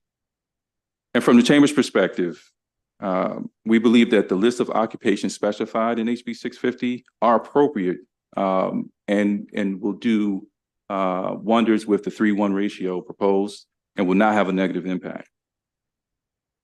And we see this bill as good for business, good for workforce, and good for meeting the state's apprenticeship goal. And because we feel this is a win at all levels, we urge favorable report. Thank you. Good afternoon, Mr. Chair, members of the committee. Grayson Wiggins here on behalf of the Maryland Multi-Housing Association. Trade association, our members collectively house more than 600,000 people in the state. And in doing so, we hire and employ tens of thousands of people across the state. We also have members who are associate companies that provide services to apartment communities as well. We're here in full support of this bill. We thank Delegate Boafo for bringing it.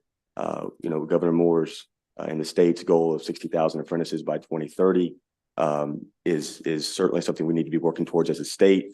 And the apprenticeship ratio has been one of the primary issues that my client has identified as to why they have not been participating as much as they would like in the apprenticeships and programs that create jobs for people that at the apartment communities. We feel strongly that this bill will create jobs, open doors for people that are currently facing barriers, and we would ask for a favorable report. Thank you, Mr. Chair.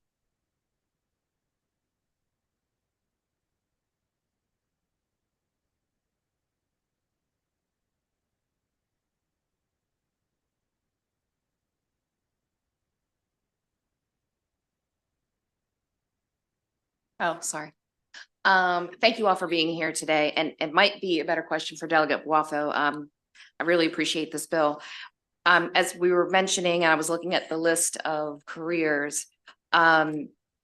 So if somebody is an apprentice in one of, I'm just going to pick on computer science because I'm an IT recruiter. So in the apprenticeship program, is it typical often for sometimes the employers to help out with certifications in the different computer science positions? So Delegate, I'll jump in.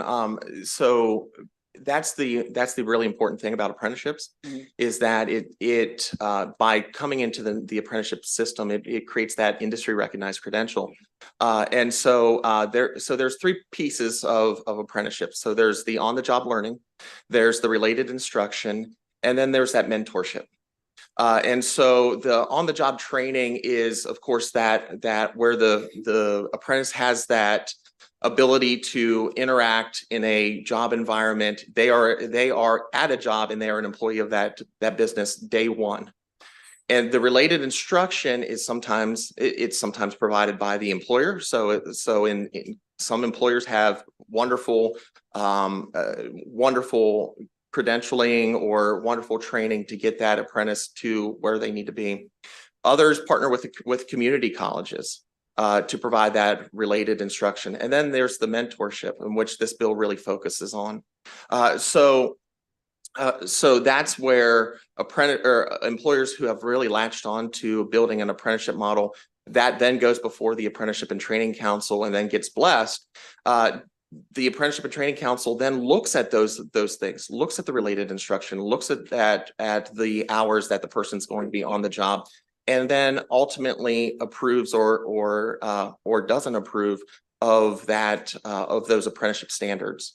And so to answer your question, so yes, there is a credential that is a part of wrapping around that related instruction, but that's not necessarily what this bill more focuses on, that mentorship of whether a computer science apprentice should have one journey worker side by side with them, or should the journey worker have 3 apprentices under them, or another that's set by the Apprenticeship and Training Council. So increasing the number then, knowing the number of IT positions that are open in the state of Maryland and nationally, this would really open up great job opportunities. And being where we are located here in Maryland, so close to the defense sector, there could be opportunities for clearances and other training that would really give people a lot of opportunities. Absolutely. And the local workforce boards are working with those IT companies right now in creating apprenticeships. Thank you very much. Mr. Chair, delegates out there. One of you guys, could you answer me a question about on all these jobs that are out there, union jobs? You said we're going to keep electricians. That's going to be hazardous. Is that for everything that an electrician does? So every time we need a job with an electrician attached, do we need to have one-on-one, or can we do 3-on-1? Well, the bill is not specific the bill doesn't include the electrical trade, so that would remain 1-to-1.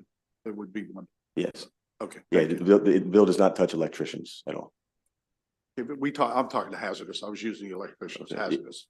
But not every job that an apprentice does is hazardous. Not every job that we're out there for is hazardous. If the job is something that's included under that area, if you will, can we be going 1-to-1, or do we have to always go 1-to-1 or 3-to-1? So I think that's really delegate respectful. I think it's a separate conversation. Okay. Because this bill doesn't include construction trades at all. So it wouldn't even touch on that issue. Okay. Thanks.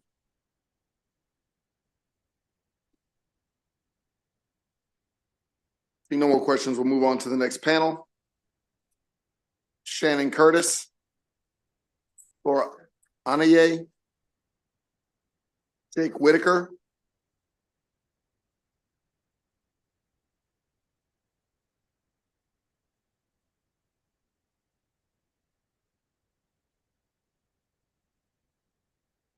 Go ahead. Great. Thank you, Mr. Chair and members of the committee. I'm Jake Whitaker on behalf of the Maryland Hospital Association, here to testify in support of House Bill 650. This bill would go a long way in helping Maryland's healthcare workforce crisis by increasing the number of available apprenticeship slots for positions like licensed practical nurses and surgical technicians. This bill would allow individuals interested in careers in the medical field not only to get hands-on practical experience, but also earn a living while they're doing it. We found that all too often folks leave nursing programs due to social determinants that present barriers to completing those programs. When students earn as they learn, they have more resources for things like transportation and childcare assistance so they can continue in school and graduate and serve their communities. We've already seen how successful these apprenticeship programs can be. So for example, Howard Community College launched an LPN apprenticeship program and surgical technician apprenticeship program, and it's already partnered with local hospitals. So this bill will significantly expand these apprenticeship programs and help expand Maryland's healthcare workforce. And so for the aforementioned reasons, we respectfully request a favorable report on House Bill 650. Thank you.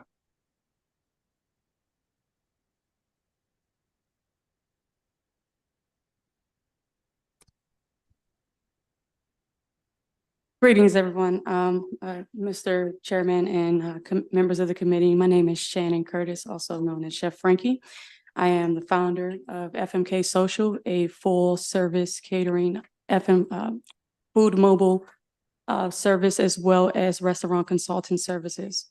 In addition, our company is partnered with the National Restaurant Association Educational Foundation, where we provide line cook pre-apprenticeship training. Not only do we train apprentices, but our company hires and places apprentices in restaurants within the metropolitan area. Apprenticeship programs have reimagined employee retention while allowing apprentices to gain valuable skills with structured growth. However, I believe that implementing the new legislation could significantly enhance the qualities of these programs. This legislation would help our business and other restaurants bring more apprentices if the ratio was higher. For example, by adjusting the apprentice to journey worker ratio to 3:1 for line cooks and other food service positions, we will see significant improvement in the effectiveness of training. Keeping in mind that a fully operating kitchen has 5 active working stations at a time, and 1 manager is able to safely and effectively supervise and train 3 apprentices. As well as we all know, higher quality workers bring more business to these restaurants, driving growth and success in our industry. Thank you for considering the potential impact of this legislation and on our apprenticeship programs and restaurant industry as a whole. Thank you for your time. Good afternoon, Chair, Vice Chair, and members of the committee. My name is Laura Anaya. I am the Director of Workforce Development for the Children's Guild, and I oversee our sister organization, Trans-Ed Apprenticeships, which acts as a Maryland ambassador sponsor for liaising between employer and employees, registering programs formally through the state. I had prepared a speech here for 2 minutes about why apprenticeships are important. And I think I can't highlight any more than what's been said before me. So what I would like to use this opportunity for is to kind of address some of the questions that were brought to the table that I feel like I have a opportunity to expand on and maybe provide a little bit more insight on. So with regard to apprentices transferring from employer to employer, as an intermediary, in order to create a program and register it through the state, there is a very rigorous process that is managed by meeting with various employers in the same industry, in the same career field, that can partner and agree that a particular curriculum partnered with a particular work process results in a skilled and certified worker. Those workers can translate to those various employers that partner on these programs. So typically when a program is registered, at least through an intermediary like ours, there is multiple employers that have agreed to hire employees with those particular skills and that training, and therefore are likely able to transfer for some reason it doesn't work with their initial employer to any other participating employer seamlessly. I do believe all positions may not be apprenticeable. For example, we may not be able to apprentice a lawyer in a 1-year program, but I do believe it creates an opportunity to create a pathway to that. And apprenticeships are really supposed to be stackable learning skills that can transfer and translate to other opportunities. Thank you.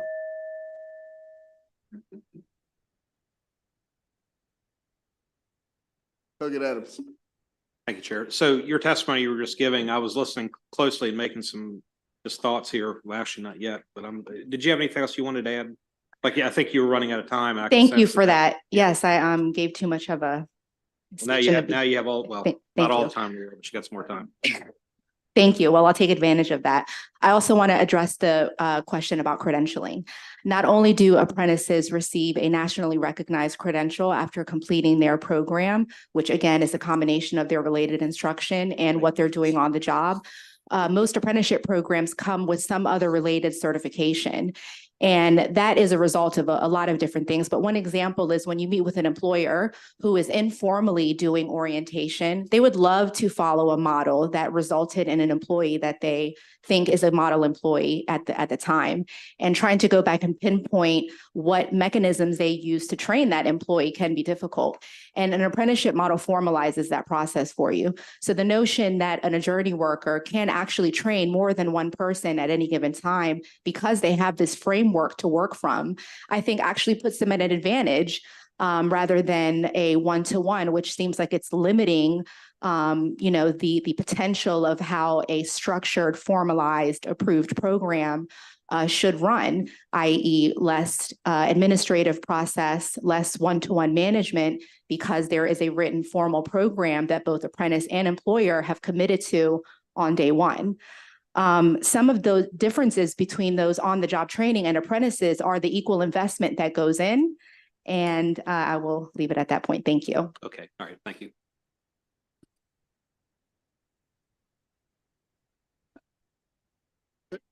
Very, very kind of you, Chris.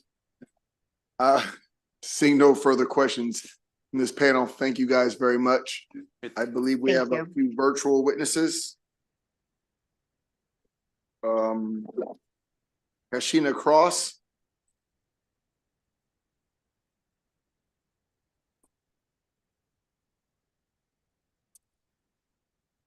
Susan Malone.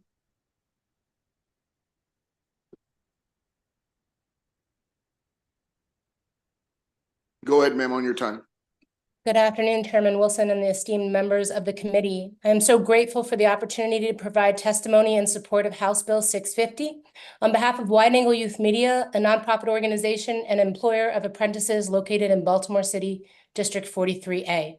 As the executive director, I'm passionate about our mission to provide youth with access to high-quality media arts education and support them as they navigate their education and career pathways. We are particularly proud of our track record in workforce development through our creative apprenticeship program, Arts to Work. This is more than just on-the-job training. This is structured training, certification, portfolio development, intensive mentorship, and skill building that aligns to employer and career needs. Since 2019, we've employed 12 apprentices and are keen to do more. The current apprentice to journey worker ratio limits our capacity to expand our apprenticeship pathway. With only the ability to support 3 apprentices per year, we are constrained in our efforts to train and place talented candidates in the rapidly growing media and communications field. I urge you to vote in favor of HB 650. By doing so, you will not only help organizations like Wide Angle Youth Media fulfill our mission, but contribute to a broader goal of expanding annual apprenticeship opportunities by 2030 set forth by Governor Moore. Thank you so much for your critical attention to this matter, and thank you for your time today. Seeing no questions, we move on to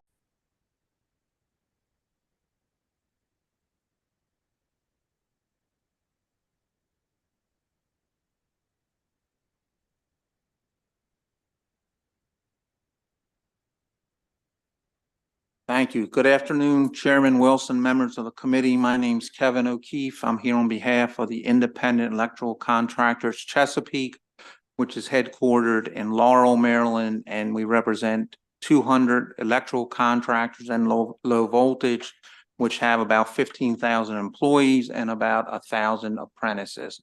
And the reason we're here in opposition to this bill, which is, we see the need and why the delegate put it in, is we think that issues about what professions are apprenticeable, if that's a word, and what the ratio should be are best left to the Maryland Apprenticeship and Training Council, which is a 12-member committee that represents 5 employer groups and 5 employee groups, plus 2 citizens from the general public. And their expertise is best at determining what jobs and professions should be eligible for apprentices. And also, I think if you looked at the fiscal note, there was some discussion earlier about making sure that the legislation wasn't in conflict with federal law. I think the Maryland Apprenticeship Training Council would be able to best work to make sure that any new apprentices are meeting federal law. So for that reason, for those reasons, that's why we oppose this bill and request an unfavorable report.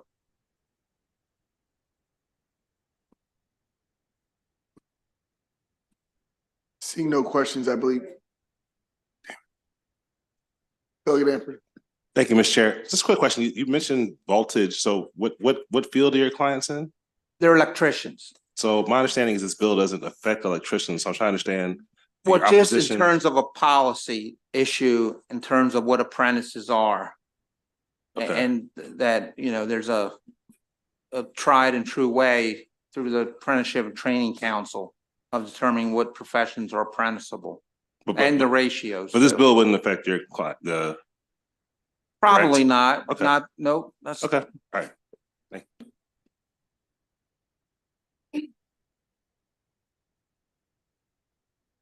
All right, thank you. Seeing no further questions, that concludes this bill. Next, we will go to, wait, no?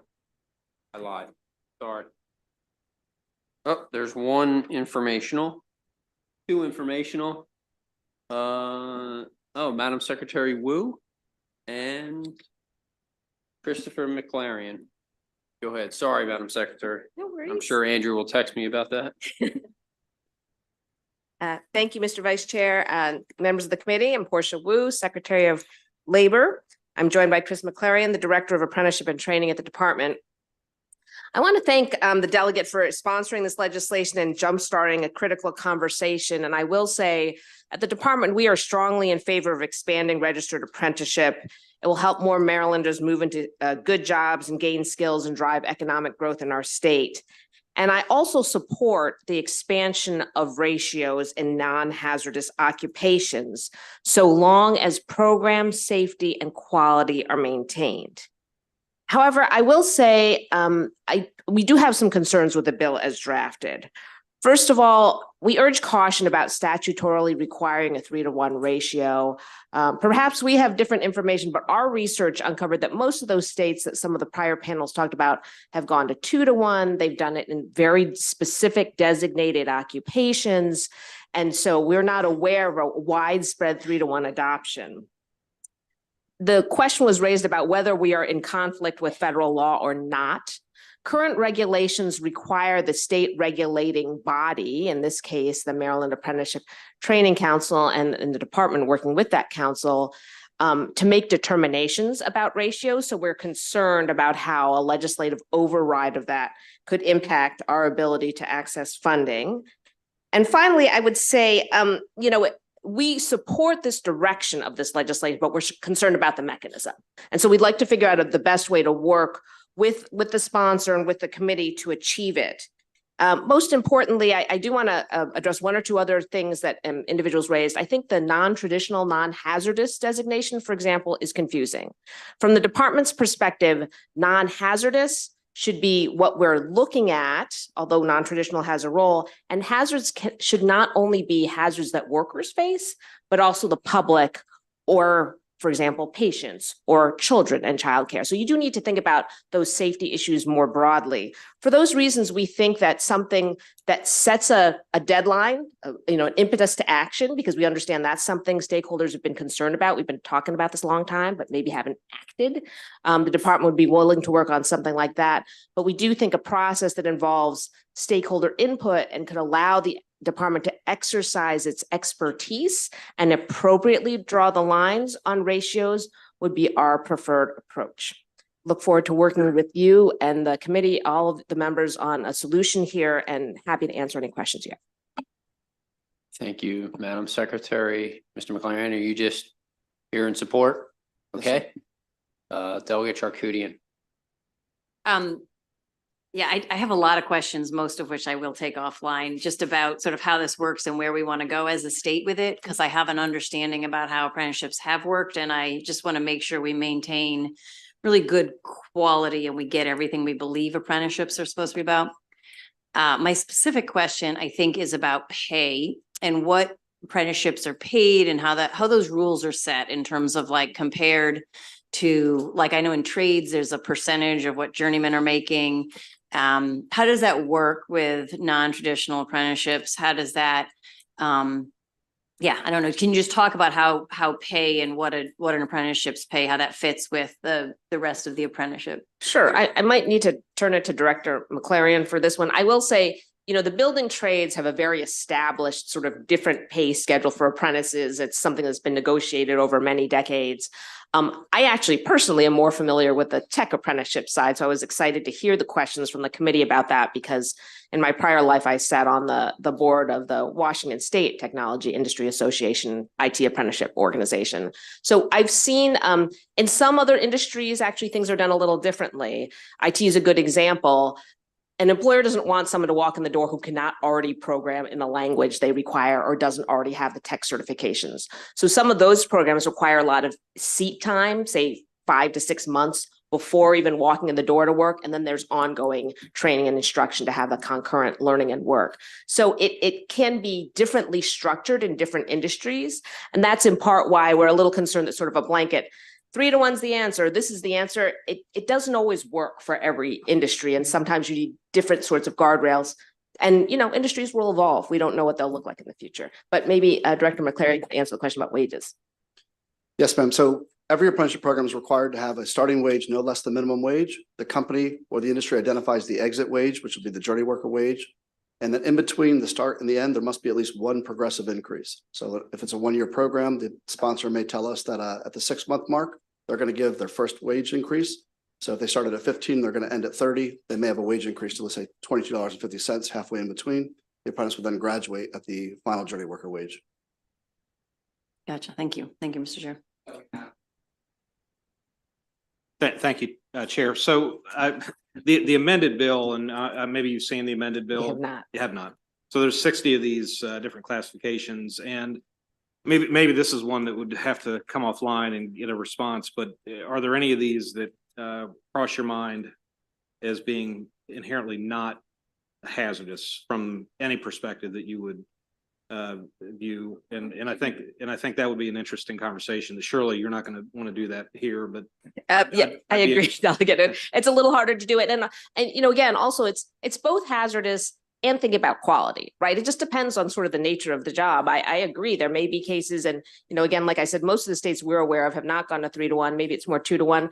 But as industries evolve, as technology tools come online, maybe it's possible to do more with greater ratios depending on the field. So I do think we would be open to figuring out, and frankly, at the last meeting of the MATC, the Maryland Apprenticeship Training Council, I charged that council and said, we need reform, we need modernization. That needs to include looking at ratios, right? We can't just keep doing the same old. The way our population is aging, we won't have enough people to bring on those apprentices if we don't rethink this. well, I appreciate your testimony, and it sounds like you're coming from a very good and professional approach to try to get to a place. And what I would say is apprenticeships are about quality, but it is about opportunity and giving people as many chances to find a critical path in life. That does come through the lens of learning what quality looks like. And that's part of the definition of being the apprentice, making the mistakes, learning from the mistakes. And if they choose to do one of these non-traditional trades, I actually frankly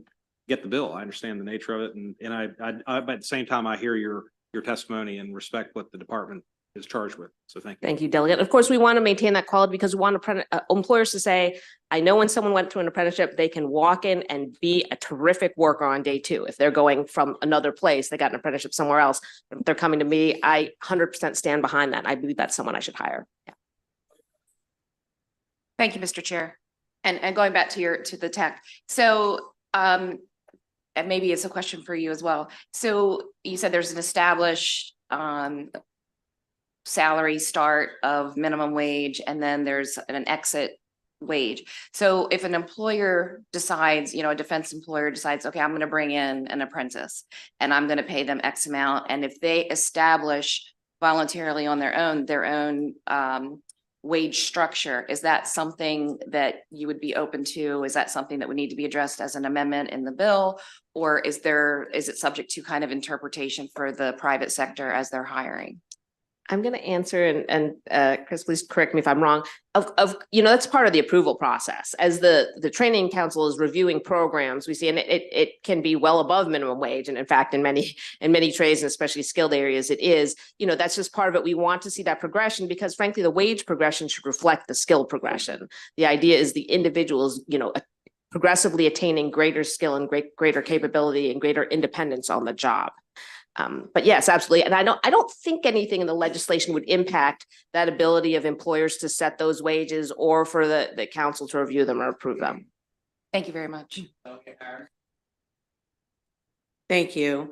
I asked this question earlier of the bill sponsor that it says that the department shall adopt regulations establishing 3 apprentices to 1 journey person. And I asked him, does that mean that a company will be required to have 3? And he said no. So it sounds to me like you're concerned that we're saying that they would have to have 3. And I think that it's just the ceiling of that ratio. And so I guess I'm a little confused as to where your concern is if they're not required to do that. And then the other question that I had, it sounded like you were referring to, and I forget the terminology that you used, but non-hazardous, because we want to make sure that it's non-hazardous. So if that was specifically spelled out in the bill, would you be okay with that?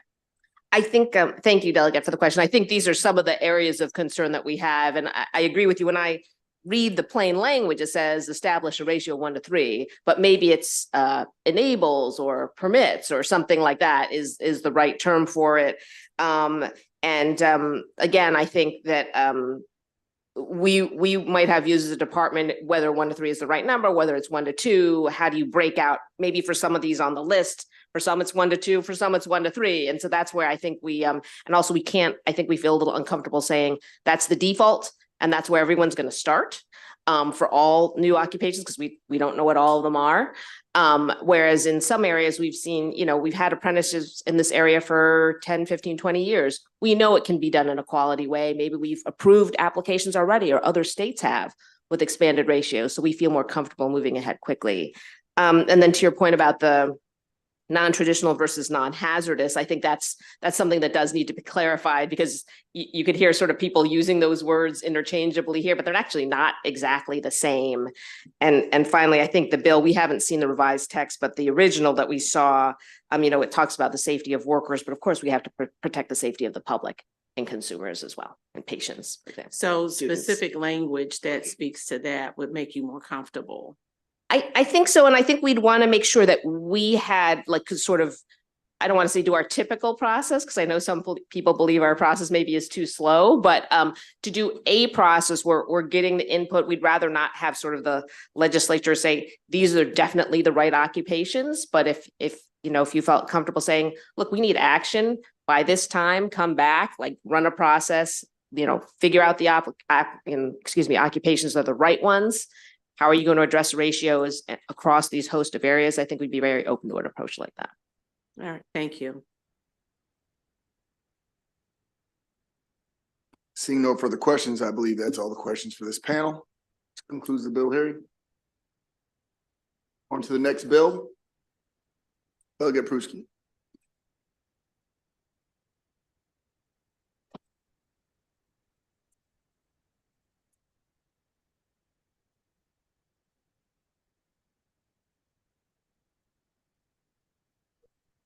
I do, Mr. Chairman. They're heading up right now, but I'm going to get started for the sake of time.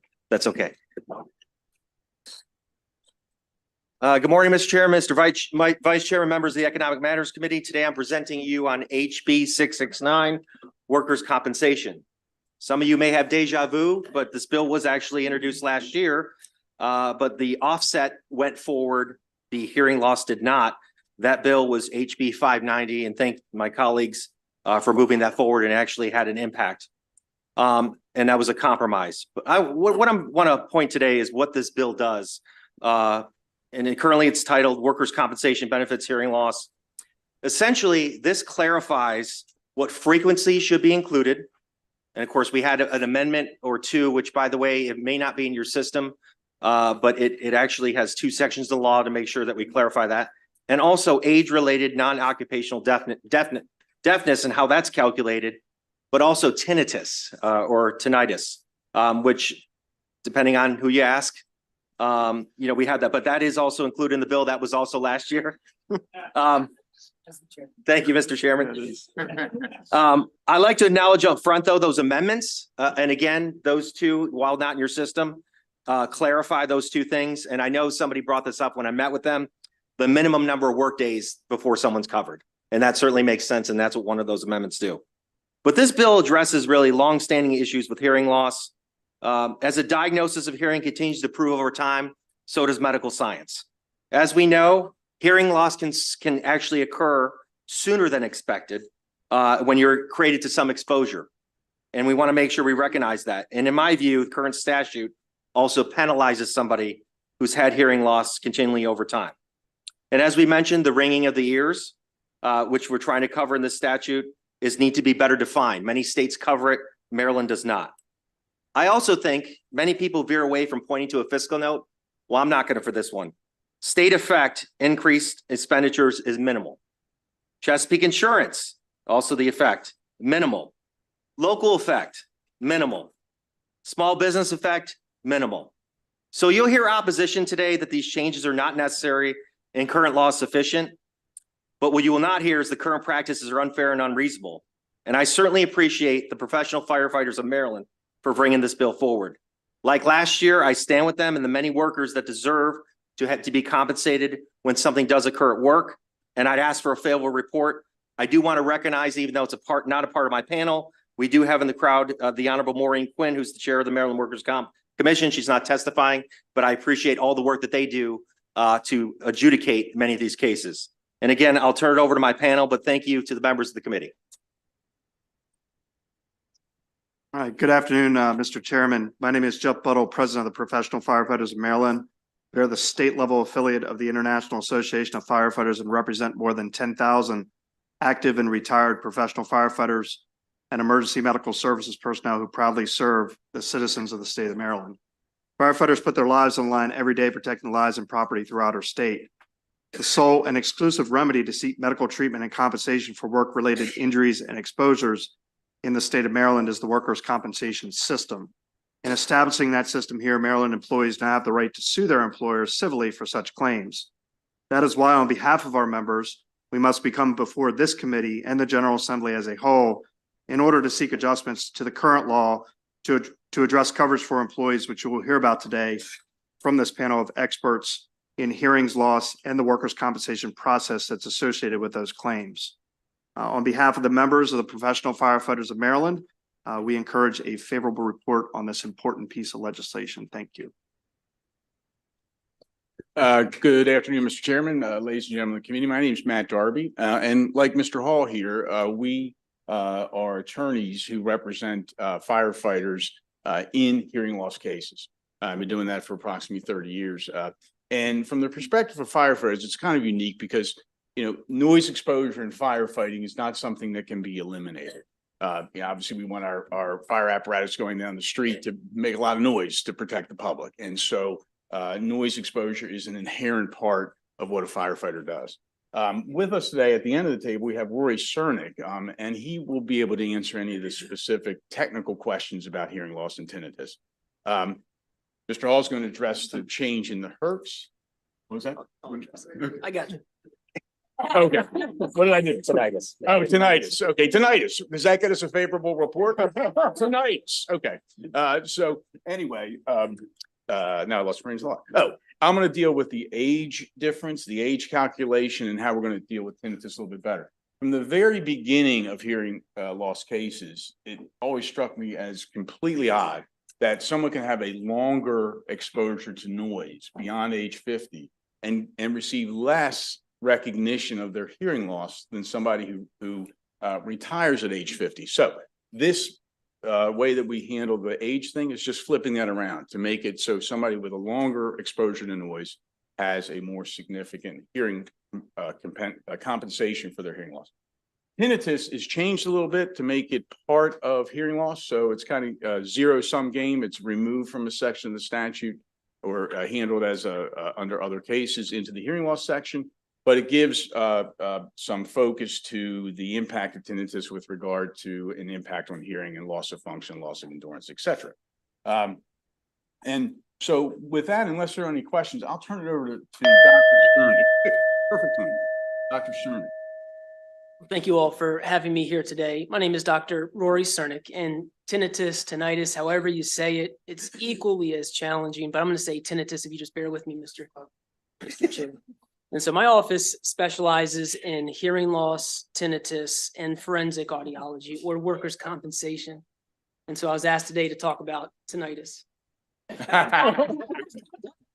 And so if I may, let me first define what tinnitus is. And so there's 25 million Americans who suffer from this, and the spectrum is vast. It can be a ringing sound, it can be a whistling, a hissing. Some people describe it as even crickets. And I bet the majority in this room have had it at some point in time.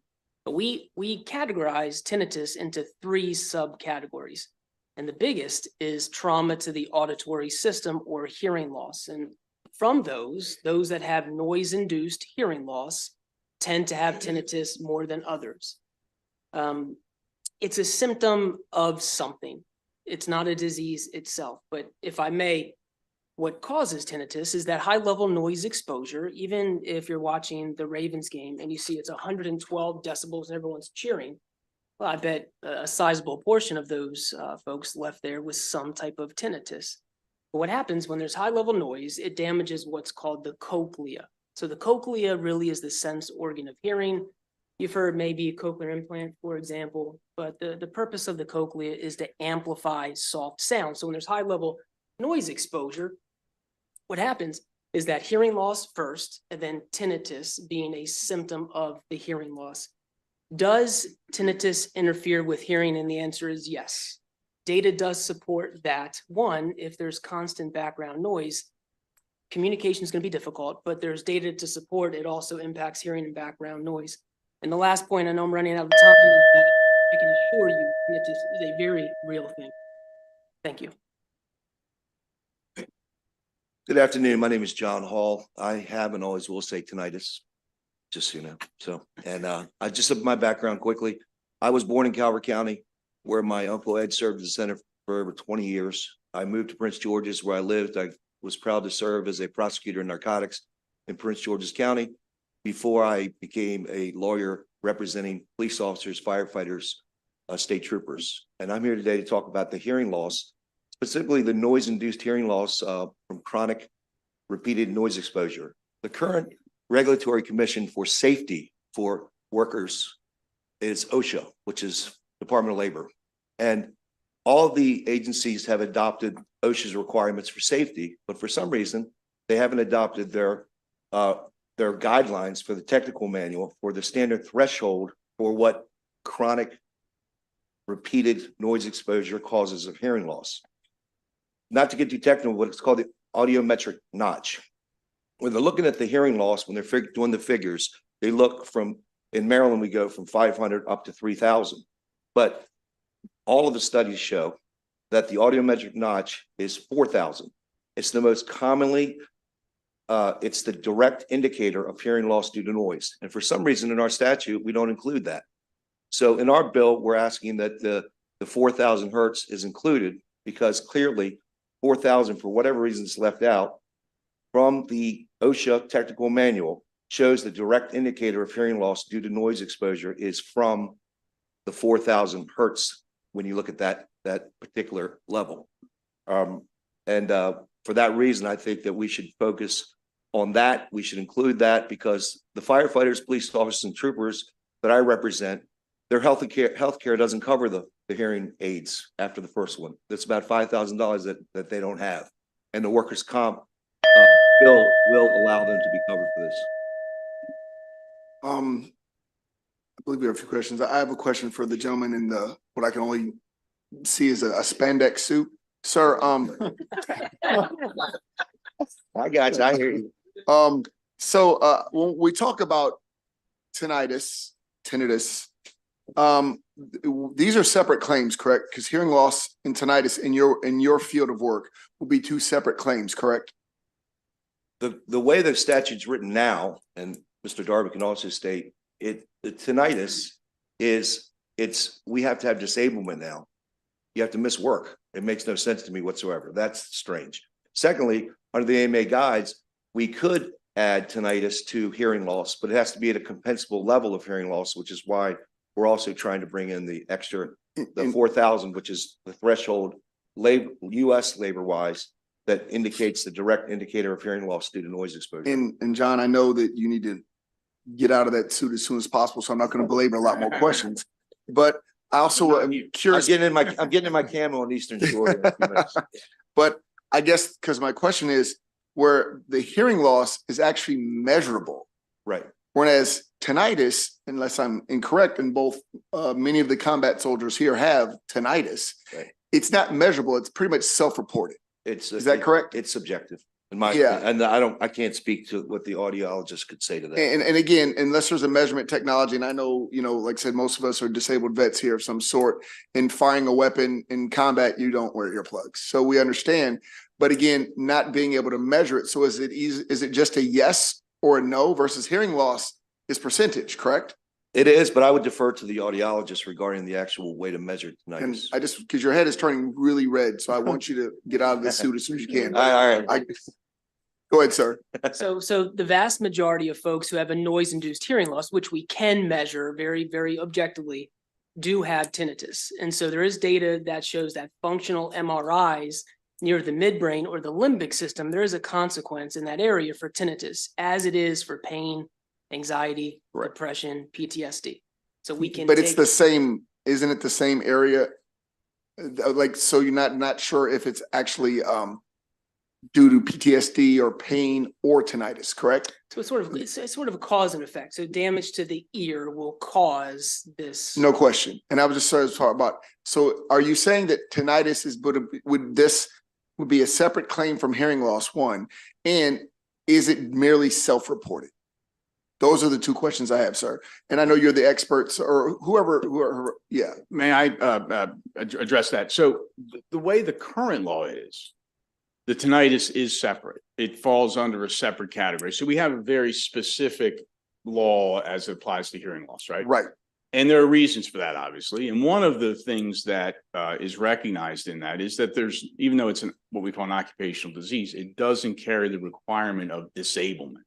So in any other occupational disease, we have to show some impact on employment before we say we have the condition, like we have the actual disease. And so the commission deals with those issues on a regular basis.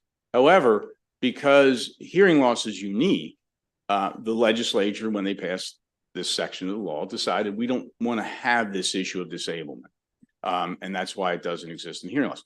So what we're doing as part of what we're trying to accomplish with the bill is to take tinnitus and put it into the hearing loss section, which would do a number of things. One, it makes sense because, as Dr. Cernick was talking about, it really does impact a person's ability to comprehend and understand sound.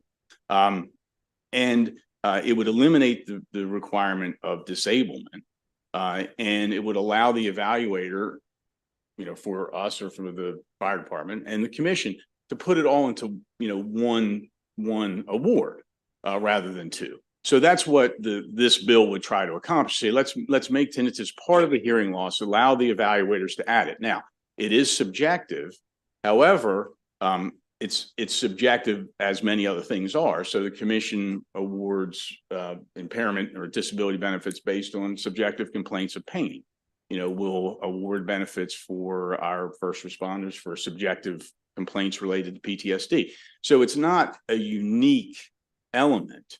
And there are, many things that go into evaluating that at the commission, for example, consistency, and things like that. So, there is no way to measure it.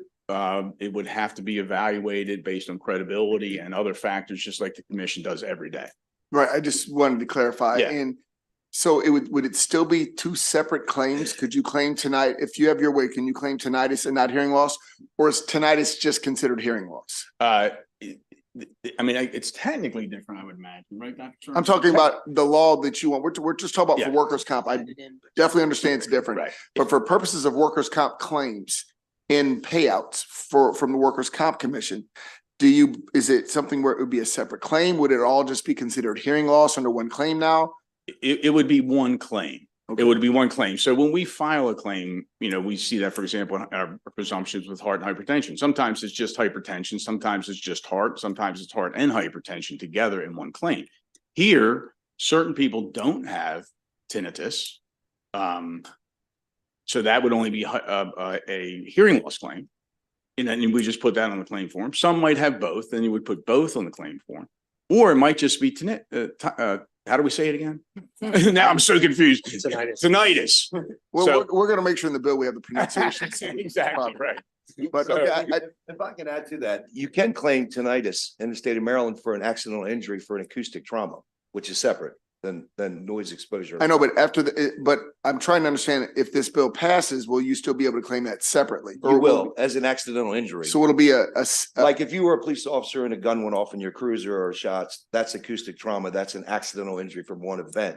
You can file that as a claim. So in other words, this is just occupational disease hearing loss. So something that happens over time. I as understand the opposed to- difference, yeah. sir. Thank Because you as it very currently much. sets, you can't put tinnitus with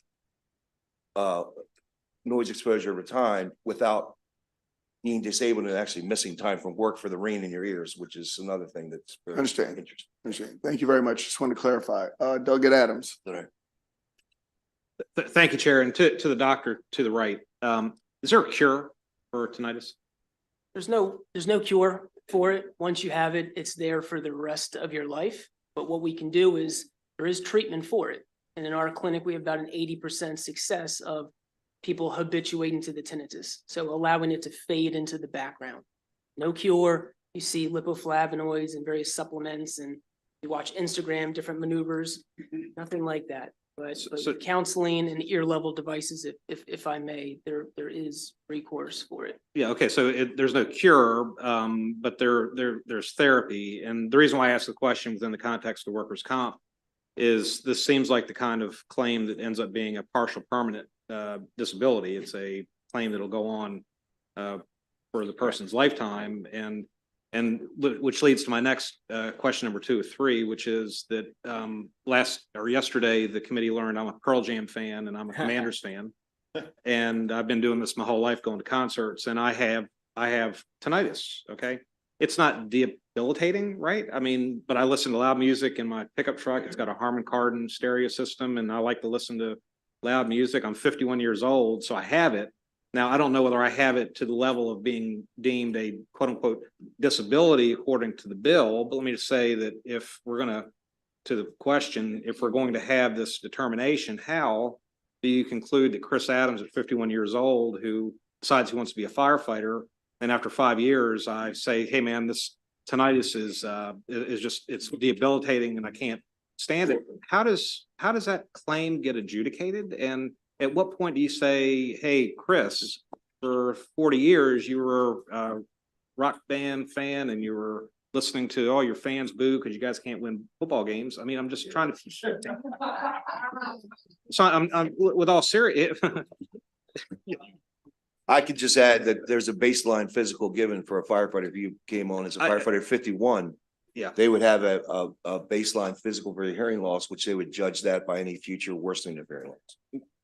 Mainly from the doctors, I understand the workers' comp, sort of the evaluation. I'm thinking of it through the lens of what are we dealing with? Can it be cured? And then is this really a workers' comp claim from the doctor's perspective? Because it does come back to my last question that I'll get to after you answer. There's a spectrum of a very mild, unfortunately, for a lot of people, they can just tolerate it. But there's the other side of the spectrum where I've had personally patients who have committed suicide because of tinnitus.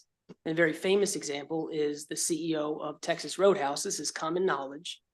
And we do a lot of work with his organizations, but that's the other extreme of it. The best way and how we identify it in the office is it's a cause and effect. So we know there's going to be auditory disease and damage on a hearing test.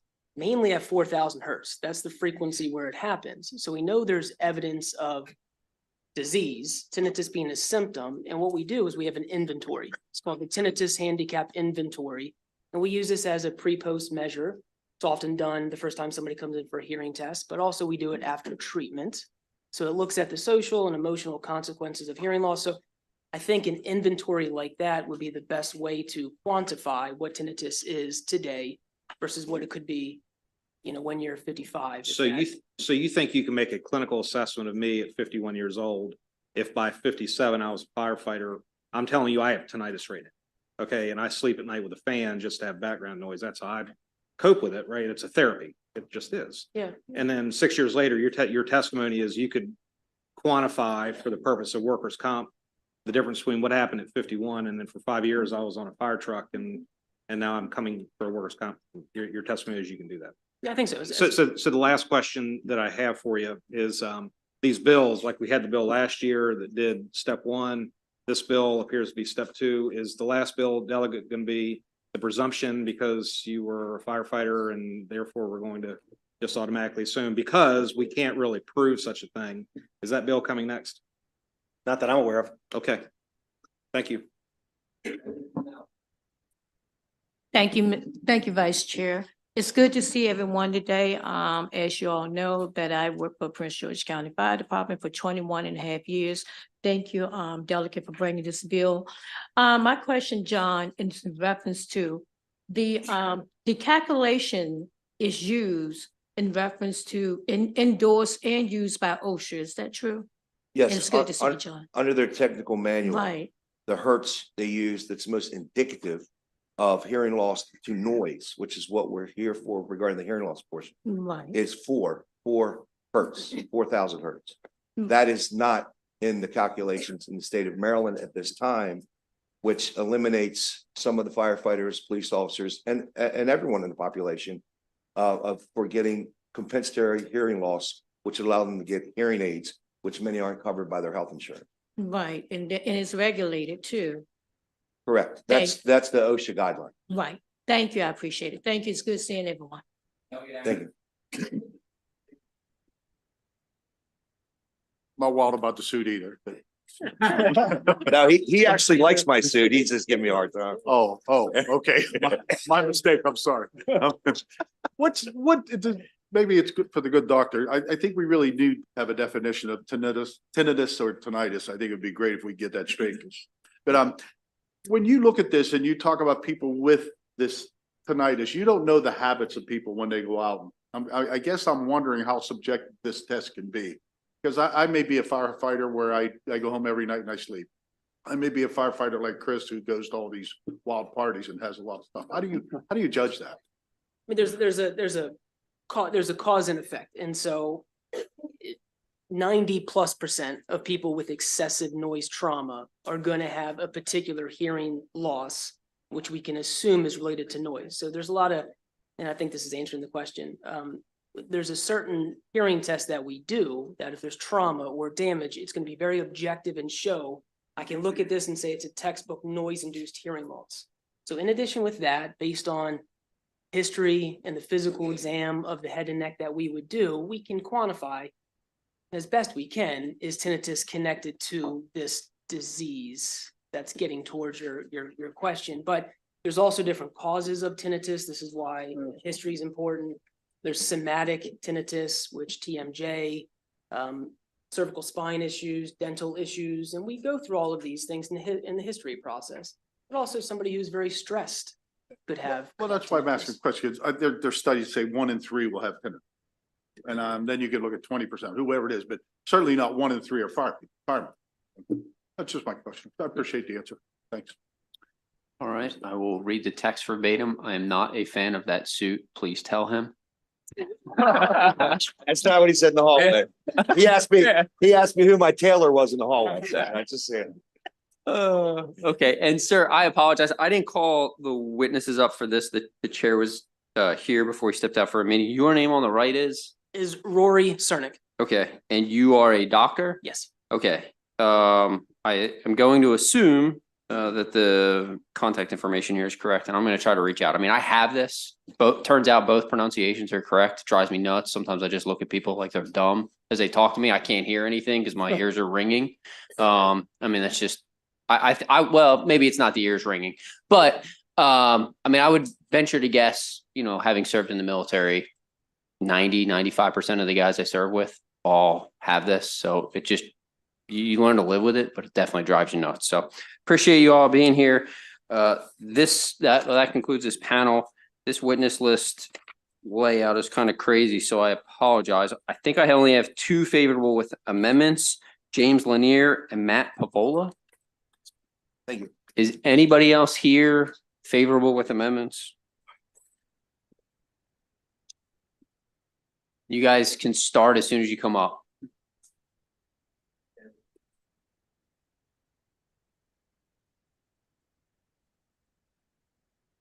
Thank you, Mr. Vice Chairman, members of the Economic Matters Committee. My name is Jim Lanier, and I am here on behalf of the Maryland Association for Justice. The MAJ is a specialty bar association whose members represent and advise injured workers with their workers' compensation claim. Most of what I have is basically a me too, because I think the prior panel pretty much covered everything. But if I may go back to the questions from Delegate Adams. Oh my God, you can't hear me of all people. So Delegate Adams Dedham Arts. So the question of the doctor is a little bit of mixing the medical benefits of workers' compensation and the permanency benefits of workers' comp. If you have a compensable claim, you need medical care, it's covered. We don't apportion medical care as long as the work injury is part of the reason why the people need medical care, they get it. Permanency is a portion. So if there are non-work related factors that led to their hearing loss, which is already factored in, or to their tinnitus, the commission hears that evidence and they can make a decision about, they can give a 0 if they find that the permanency of the tinnitus is not impactful as compared to something else. But they can also apportion out. So they can say the total tinnitus is 5%, which is what the American Medical Association guides say you can give for impairment of tinnitus is 5%. And they can say, well, 2% of that is because of your work as a firefighter, and the other 3 is for non-occupational reasons because you like to listen to too many concerts at Meriwether Post Pavilion. That would be my problem. So in addition, we've focused a lot on cops and firefighters, but this bill and the changes would impact all workers. I don't represent many cops and firefighters. I do represent a lot of steel workers, former best steel workers. They all have hearing loss, and this all comes back to their work. So this bill would help all of them, and that fiscal note showing the minimal impact impacts those people to a great degree as well. We ask for a favorable report. Thank you. Hi, thank you. Matt Pavola, also with the Maryland Association of Justice, with my brother Jim here. More on tinnitus. It has 3 elements, this new statute has, that you need to show, and they're set forth pretty clearly in there. I would just like to look at number 3, and that's where it reads that a covered employee may have a compensable claim for hearing loss attributable to tinnitus under the subsection in the absence of a compensable claim for hearing loss under the hearing loss portion of this. I have a client, Captain Miller, 32 years in the Baltimore County firefighter. And very early on in his tenure, from sitting in the cab, first as driving it, and then after, he developed tinnitus.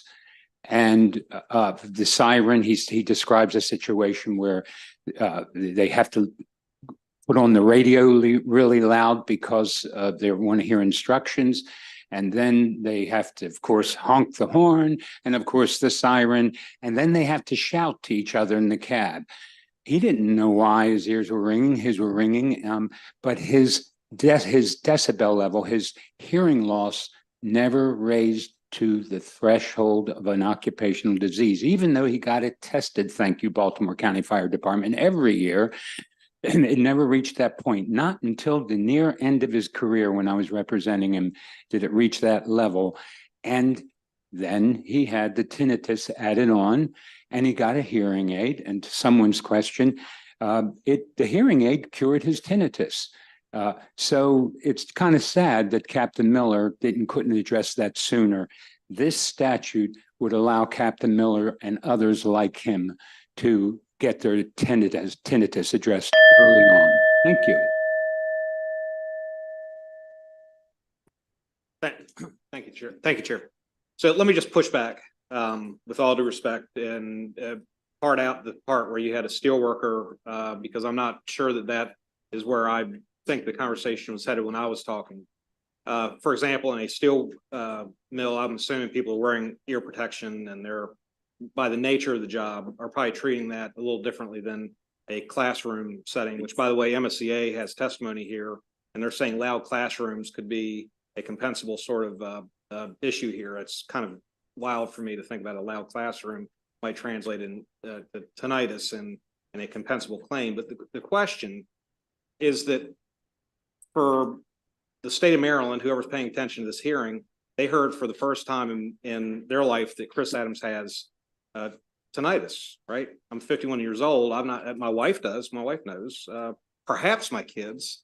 So if I work for 5 years, and we'll just use a firefighter example. If I work for 5 years and I've never mentioned to God and country that I've got tinnitus, and I'm 57 years old and now I've got a problem, what judgment can the Workers' Compensation Commission come to when I say at 57 years old, I've got tinnitus? I mean, are you going to question whether or not I had it because I listened to rock bands, or are you going to say 100%? I'm sorry, Delegate. No, that's my question. So number one, it goes to fairness to the adjudication, and it does call into question some motives that I want to be careful.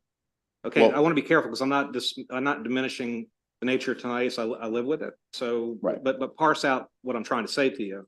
When you're Workers' Compensation Commission and you're trying to adjudicate this, how do you take at face value somebody like me that just hasn't discussed it? And now all of a sudden I'm asking for a compensable claim that's going to be a partial permanent? Right. Well, I can't speak for what a commissioner would do. It's not quite my job description, but I can tell you that whenever we do these cases, first off, I've never brought a hearing loss claim or a tinnitus claim for a school teacher. I'm not aware of that one at all. No, I understand what you're saying, sir. I'm just saying my experience, my anecdotal experience is I've never filed a hearing loss claim for a teacher. Moving right along from that, but the steelworkers, it is an insidious disease. I can assure you that in the 70s, 80s, and 90s and into the 2000s, they weren't requiring or always providing proper hearing protection, whether it was cotton balls in the ear or the inserts or what I call the cans, where you put the whole hearing aids on or the whole hearing protection on. Yeah. But getting to how we know all this, the doctor mentioned part of it, which is the history. The doctors, when we're ever trying these cases, especially at permanency, which happens at the end, we're always looking for 4 words that start with C is what I always say, which is consistency, credibility, continuity, and communication. The doctors are going to take a history, and it's not just one doctor. He sees his treating physician. He's going to be seen by at least 2 other doctors who are going to take a look at this guy or girl and say what their history is, whether they have non-occupational exposures.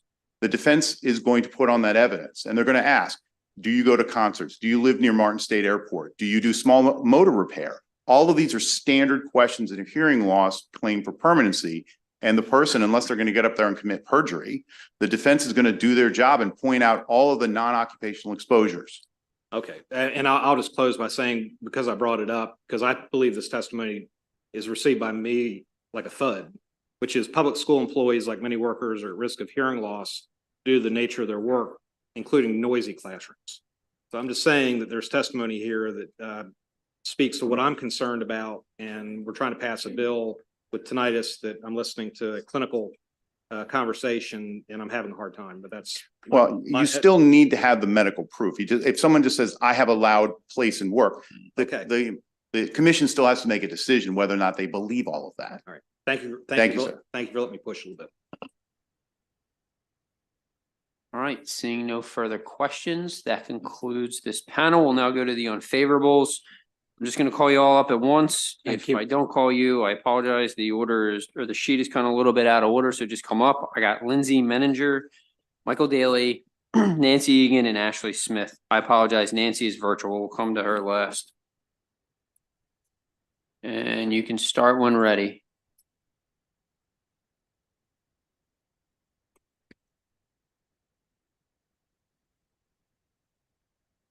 Mr. Chair, you did not call my name, Brianna January. Yep, you're Thank on you. there. Go ahead, sorry. Thank you. I'll get us started then. Mr. Vice Chair, esteemed committee, Brianna January with Mako in respectful opposition to HB 669. Committee, you will consider a number of workers' comp bills this session, and I want to be very clear that supporting our firefighting workforce is a top priority of Mako's. In fact, it's one of our 4 legislative initiatives this session. I highly encourage you to support that bill, HB 899, when the time comes to do so. But on HB 669, county's major concerns are around how we calculate hearing loss. Committee, we all agree that as we naturally age, there's an impact on hearing. So it is reasonable and common sense policy to consider age when calculating benefits and determining eligibility. HB 669 effectively removes age as a consideration when calculating those benefits. In doing so, it gives counties a great pause, not only for the impact on claims, but also because it would undo what is really a long-standing cornerstone policy in workers' compensation. That said, I do want to thank the delegate for and the firefighters for their willingness to engage on the bill. We've had some productive conversations and we welcome further opportunities to do so. But as the bill stands before you as drafted, we do urge an unfavorable report. Thank you. Hi, good afternoon. My name is Lindsay Vital-Menninger. I'm the Vice President of Legal Services at Chesapeake Employers Insurance and the President of the Injured Workers Insurance Fund, which is the third-party administrator for the state of Maryland's workers' compensation program for the state of Maryland employees. Chesapeake and IWIF must respectfully oppose this bill. The amendments, again, as Mako said, essentially eliminate the carefully crafted statutory language in which there is consideration for both hearing loss that's occupational and industrial hearing loss and hearing loss from non-occupational causes found in the population at any given age. This has been discussed at length today. I think it's understood that as we get older, we have hearing loss. As the statute stands today, there is consideration for our age hearing loss as well as our industrial hearing loss, and it's an important point. I know the fiscal statement said that there was a minimal impact. We're looking at about 12,000 per case. The fiscal note has Chesapeake and IWIF cases listed. We had about 142 hearing loss claims in the last 5 years. So it is minimal in the overall for Chesapeake and IWIF, but that does not include your counties for Mako's representation today. And just wanted to point out that tinnitus will be added to, and I like the word tinnitus.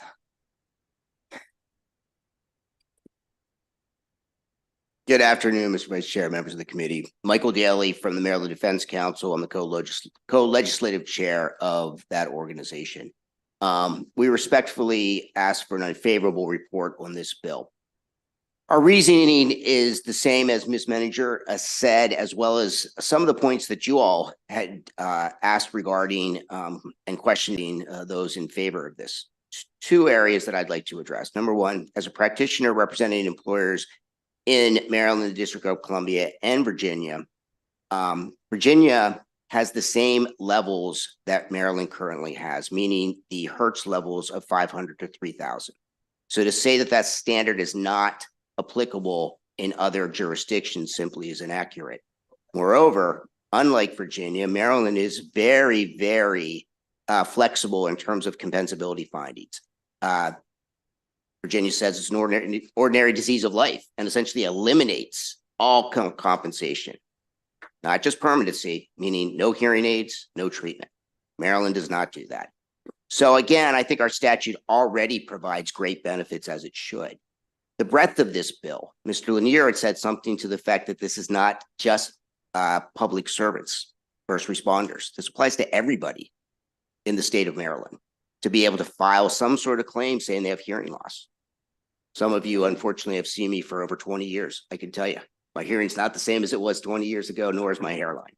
So I will say that this to say that you eliminate age from, the calculation simply is ignoring the reality. for all workers in the state of Maryland. The statute works the way it's worded now. Finally, to add tinnitus as a separate claim, as you were asked, the experts could not answer how you measure it because you can't. To say that it's a separate claim simply is not supported by the data. Thank you. Hello, my name is Ashley Smith. I'm a member of the Maryland Defense Council Legislative Committee. I'm going to focus my comments on the issue of tinnitus raised by this bill. This bill does two separate things with the concept of tinnitus. One, it allows tinnitus to be added to compensable hearing loss claims. And as indicated by the doctor who testified earlier, this really makes sense because tinnitus and hearing loss, especially industrial noise-related hearing loss, they tend to go hand in hand the majority of the time. This bill, however, has an extra component that allows tinnitus to be compensable in and of itself. And that's where the bill becomes truly problematic, because without tying it to the hearing loss compensability test, there is no objective measurement whatsoever. And that would allow a claim to proceed on tinnitus alone without any type of objective indication. Now, I want to be clear, a lack of objective criteria in and of itself is not a reason to bar a claim. In Maryland, we routinely give benefits to people for things that cannot be quantified, like PTSD or headaches or even pain in general. However, those things are almost always tied to a specific compensable event or to a specific occupational disease that there is testimony regarding. And so we believe that it just creates bad law and creates a potential tidal wave of litigation of individuals coming forward and claiming tinnitus without any objective data to go along with it. And we would also add that without tying it to hearing loss, there is no date specific to tinnitus. There's no way to determine a date of disablement. And without that, you can't determine how to calculate statute of limitations or determine last injurious exposure. And for that reason, we would request unfavorable report. Thank you, Vice Chair. My question is, and I think it's to the young lady from Mako. Are you saying that you don't trust the commission judgment to make that decision based upon calculation? No, not at all, Delegate. I'm saying that we have a longstanding policy in the state that we consider natural aging as a factor for hearing loss. And so that is taken into consideration when we both decide eligibility and then calculate the actual benefits. This bill would effectively remove that consideration and therefore almost act like aging has no impact on hearing, which is problematic for us. If I could build upon that, Madam Delegate. No. And I didn't finish with my question. Thank you. Thank you. Because what I'm hearing is that, there's a trust issue in reference to the commission based upon if this law is passed and based upon the calculation being that's already in place, that's endorsed and regulated by OSHA, that's a problem. I'm trying to get the picture here. I'm lost. Thank you. So I think, and so I'm coming back to you. I'm sorry, Brianna. I'm coming back to you because, what I think that aging is a normal process for all of us. And as the gentleman said, he doesn't look the same as he did 20 years ago, nor does he hear the same. However, we know that these individuals are routinely exposed to high decibels.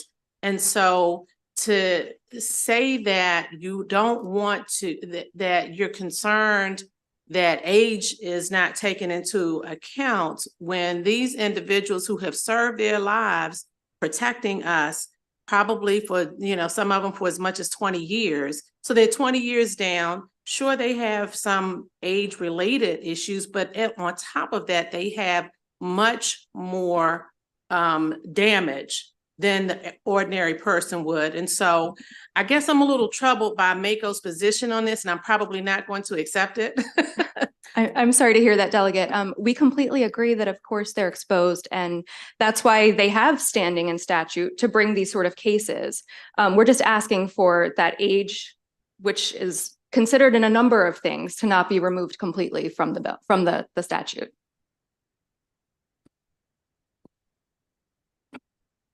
All right. Nancy, are you on? You want to go ahead? Good afternoon, members of the House Economic Matters Committee.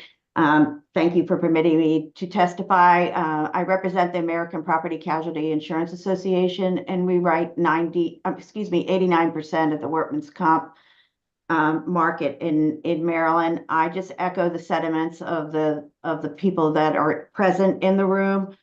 We are concerned about taking not in consideration age-related hearing loss and tendinitis, or however you want to say it. It's been said so many different ways. And we agree with the prior panel, with this current panel. Thank you. Okay, thank you all so much. That concludes this bill hearing. Next, I know she has waited patiently for quite some time. House Bill 649, Delegate White Holland. And you can bring up your panel and start when ready. Okay.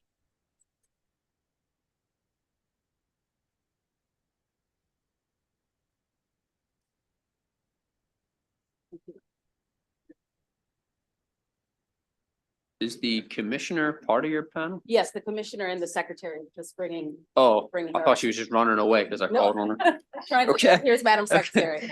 Okay. Okay, well, thank you. And good afternoon, Mr. Chair, members of the Economic Matters Committee. For the record, my name is Delegate Jennifer White Holland, and thank you for the opportunity to testify on HB 649 for your consideration. I invite you to review my written testimony that provides additional details regarding this legislation. I would also like to recognize Delegate Pam Queen for laying the foundation for this bill, as HB 649 is a reintroduction from the 2023 legislative session. While this bill is being reintroduced, HB 649 is a new bill with new provisions and language that will build upon existing equal pay laws. To refresh your memory of what this bill does, this bill will require all employers to include wage ranges, a general description of benefits, and other compensation in job postings. Simply put, this bill is about transparency. After engaging with stakeholders in the business community, there are new provisions and language, which includes providing a definition and clarification of posting, added language to specifically define the jobs that would be applicable under this subsection, removes the requirement that a wage range be provided to current employees annually, further clarification of when wage ranges are shared with applicants. Record-keeping requirements were also updated to a 3-year requirement.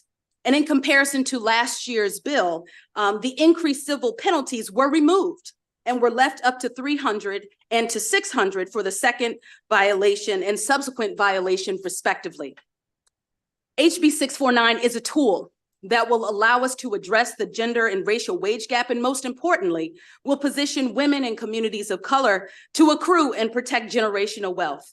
Women who work full-time in Maryland typically earn 85 cents for every dollar paid to their male counterparts. For women like me who look like me in Maryland, that translates to 67 cents for every dollar. And what is even more jarring, when we compound these losses over a lifetime of work, it costs Black women $1,086,560 in over a 40-year career due to the wage gap. Systemic racism paired with gender inequities has led Black women and other women of color earning significantly less and being robbed of building and protecting generational wealth. The benefits of wage transparency are clear. When job applicants are informed about the context of negotiations like wage ranges, these gender differences in negotiation outcomes diminish. When employees operate within an environment with pay transparency, it helps employers retain talent by increasing employee trust, job satisfaction, loyalty, productivity, and perceptions of employers' fairness. Beyond the employee, wage transparency saves businesses time and money.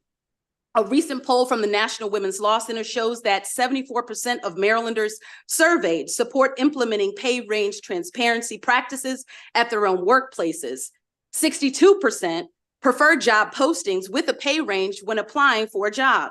And 46% applied for a job opening that would not have otherwise interested them as a result of the pay range being listed alongside it. As I previously shared, I have reached out to organizations well in advance and maintain a fervent desire to bring everyone to the table to address outstanding issues.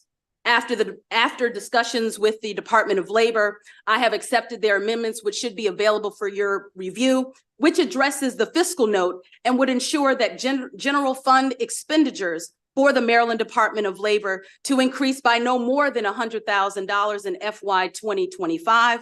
This will be elevated further in the Department of Labor's testimony provided by Madam Secretary and the Commissioner. We recognize that the business community may have additional concerns and look forward to working collaboratively outside of committee and, if the opportunity presents itself, in subcommittee to identify other amendments that satisfy all stakeholders. Overall, Marylanders desire wage transparency. It is a win-win for everyone, especially women of color in our Maryland businesses. I respectfully request a favorable report. I'll now turn it over to Ms. Monisha Phillips, who will give her testimony. Thank you, Chair Wilson, Vice Chair Crosby, and members of the committee for the opportunity to testify in support of HB 649. My name is Monisha Phillips. I am the owner of Pandora's Box gift shop in Baltimore. I support HB 649 because I think increased pay transparency is a win-win for both working people and for businesses like mine. Being open about what I can pay in a job posting saves me time and ensures that I'm only considering candidates who will be likely to accept the position. If this becomes law, I think it would be very easy for businesses to comply.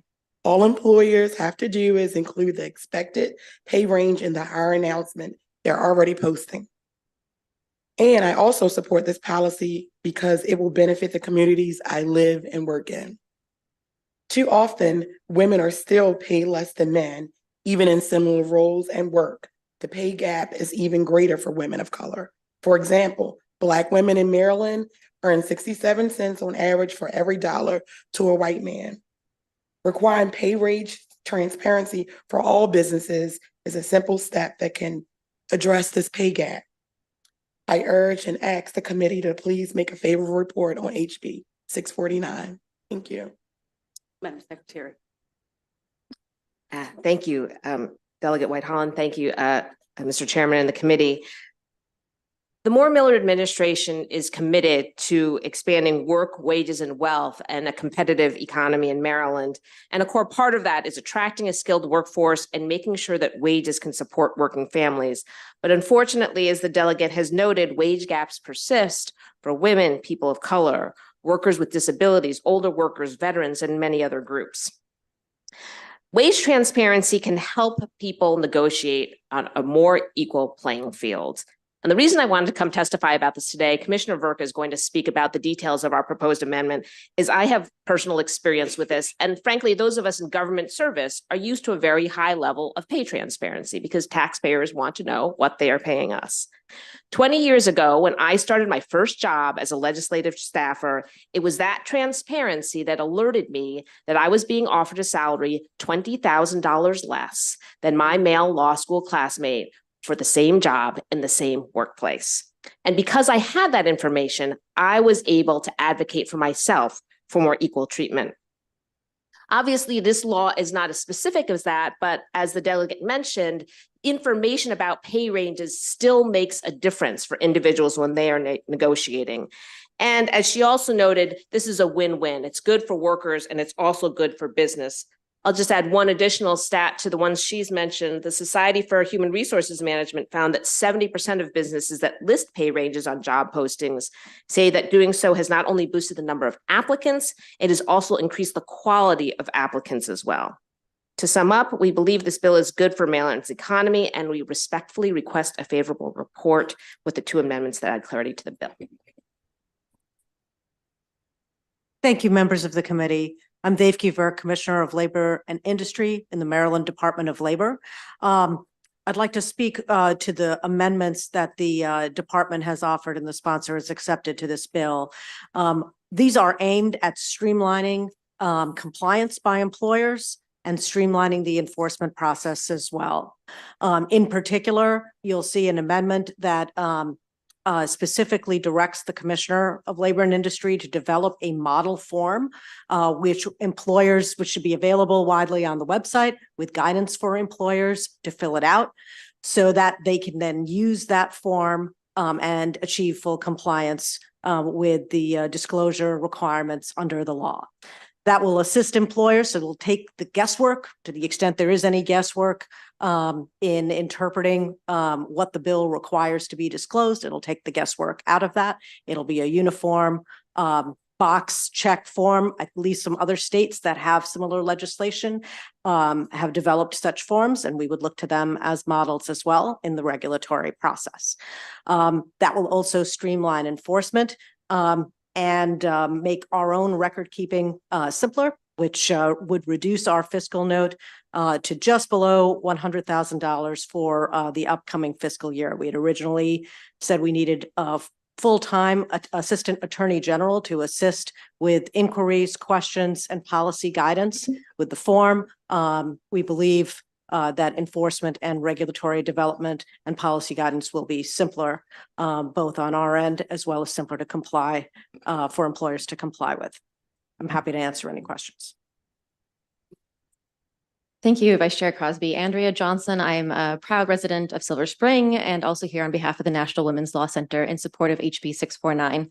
The Law Center works with state policymakers across the country, and we are really seeing laws like HB 649 take off in states and cities because of how they help close gender and racial wage gaps, but really in large part because businesses and lawmakers are seeing how sharing pay ranges helps businesses attract and retain talent and saves costs and time in hiring. My written testimony gives several citations for those facts.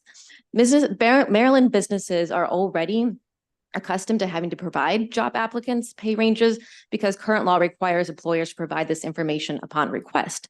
But Maryland businesses aren't reaping the recruiting edge and cost savings that research is showing comes when employers must specifically include pay ranges in job announcements.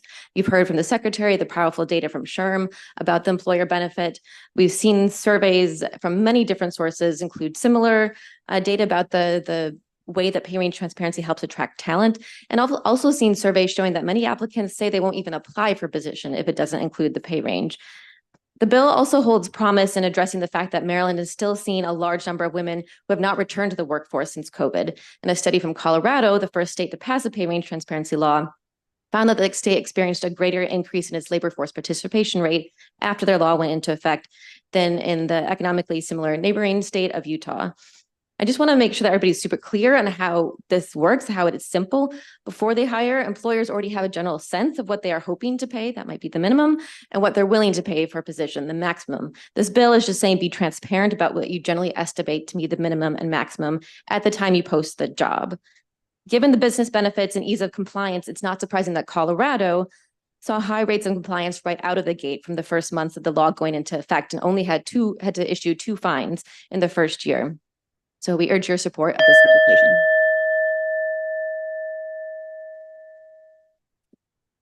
Thank you so much, Mr. Chair. 2 really quick questions. I think I heard Colorado mentioned, I heard California. This may have been in the testimony, I just may have missed it, but what other states have wage transparency law on the books? Yes, thank you, Delegate, for that question. Since there are 6 states and several localities that have passed or enacted laws specifically related to pay transparency. So Colorado, Hawaii, Illinois, New York, Washington, California, New York City, Ithaca, and so on and so forth. And legislatures, for example, in Virginia and Washington, D.C., and Massachusetts most recently passed their own pay transparency bills as well. For DC, of course, they are awaiting signatures for by governors or congressional review in that case. Great, thank you, Delegate. And last question here, we're in this new era of working from home. Could you explain how this law would apply to remote work? Yeah, I'm gonna have Ms. Johnson answer that. Yeah, thank you, Delegate Buff. I can speak to that. Given that so many workers are shifting to remote work and employers are providing this work as an option to really attract workers, we wouldn't want to make those jobs less attractive by not having them also include the pay range.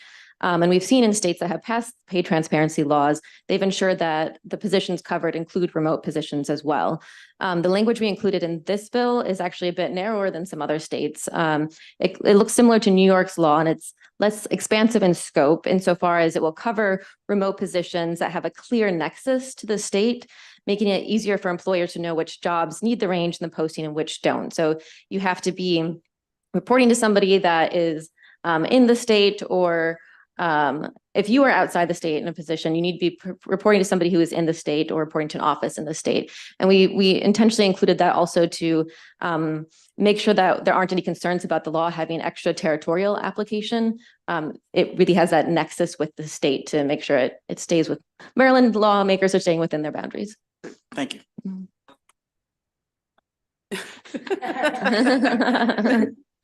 New position. Thank you, Mr. Vice Chair. Secretary, was your testimony on behalf of the department or personal? It sounded like I was confused. It was both. I mean, the department supports this legislation with amendments, as I noted, which the commissioner advanced, but I was giving an example of how I think transparency can help people advocate. Based on that example, I mean, you said you had a colleague that worked in the same building? Same office. Same office, right couple cubes down from you, I guess. Yeah, just down the hallway. Was there any factors that might have been externally involved? Did you inquire? Like maybe they had a higher GPA, maybe they were more specialized, maybe they were somebody's nephew. I mean, was there any other factors, or was it just? Well, thank you for the council delegate, the question. And, if you don't mind, I'll share more about it. There were, but the first factor that was given was that person came from a big law firm where they were paid this much, and you're coming from a small law firm where you were paid that much. Maryland law doesn't permit you to do that kind of inquiry about prior salary. People can offer, that's already an existing law because we know that's an issue. This was in DC. Thank you. But I will say, in fairness to my former employer, he came up with other reasons, and I said, I want to work with you on this. I was able to advocate, and I was able to work with my boss, to eventually achieve parity. And I think that's the purpose of transparency, is to let people advocate for themselves with information. Thank you, Mr. Chair. Can you, to the Secretary of Labor, do you mind telling me what your amendments to this bill were again? Or suggested amendments to the bill? I'll let the commissioner speak now. Okay. Yes, thank you for that. So there are amendments that are primarily aimed at streamlining the compliance process and requiring, in particular, the commissioner to develop a model form instead of guidance and policy to assist employers to comply, so that they could use the form, and that would essentially be a safe harbor for the disclosures that they would be required to make under the law. So would that eliminate the private right of action? No, it would streamline the compliance piece of it. Okay. And I just want to in my head understand, so it may be for the sponsor, by posting the range, this will reduce discrimination. How again? So at the end of the day, we see that pay discrimination thrives in the shadows. And so this would allow the minimum and maximum wage ranges to be disclosed. If anything, giving an opportunity for those entering into the negotiation context with a clear vision and view of what the employer is willing to pay for this position. And so again, it provides a more even playing field, and if anything is used as a tool to ensure that these inequities or these outcomes where we see disparate outcomes in pay diminish. Yeah, the only thought I would have, and I mean, is would it be possible that an employer, I mean, if you gave a range, right? Because this bill's specific, right? But what if they were willing to pay more? Like what if a pay was outside the range? I mean, I can't imagine I mean, I guess I could imagine a scenario in which there's discrimination. Of course, there's laws on the books against discriminating, or particularly protected classes and such. But I'm just wondering, I mean, you put a range on there. How does that prohibit discrimination? Because if I have a range of, like, let's say if you're an employer and you're like, well, I see this law just was passed, so I'm going to give a range between $1 and $1 million. You know, just to cover myself, because I don't know quite yet what I'm going to pay. It could be depending on the experience of the applicant. I mean, in some cases, the applicant's experience and education varies. I mean, it could be possible that an employer, you know, sets the bar low, but yet gets all these very talented applicants, women and men, right? Or they could have a range and then they get applicants that are way below what they're expecting, but now they have to hire them. So, I mean, if you're an employer and you set a high range and then you get all these applicants that don't quite meet the needs of what you were hoping to get, maybe you pay them all less, you know, I mean, just irregardless, or I should say, regardless of the gender. So, I just didn't know if you had considered these things. I mean, I think it's a noble intent, right? We don't want discrimination based on gender or other things like that. But I feel like it could put a private business in a pretty precarious situation, especially if you're also giving them the right of private action, you know, giving this prospective employee or existing employee the right of action. And then you have the Department of Labor that is cool with that too. So, you know, that's my concern. Well, Delegate, I appreciate your question. If I could just address what you had elevated as it relates to the wide ranges, right? And, you know, quite frankly, I believe that this is, you know, unrealistic, as it would yield candidates requesting to be paid at the top of the range, and then when they would receive an offer that is much less. And so extremely wide ranges of $100,000 or more are rare, and they appear in less than 3% of job openings. And so, as a reminder, this legislation requires the wage range to be provided in good faith. And we provide examples, and if anything, we can provide additional clarification in the bill that would illustrate when we define wage range as it relates to the various ways in which that an employer can set it in good faith.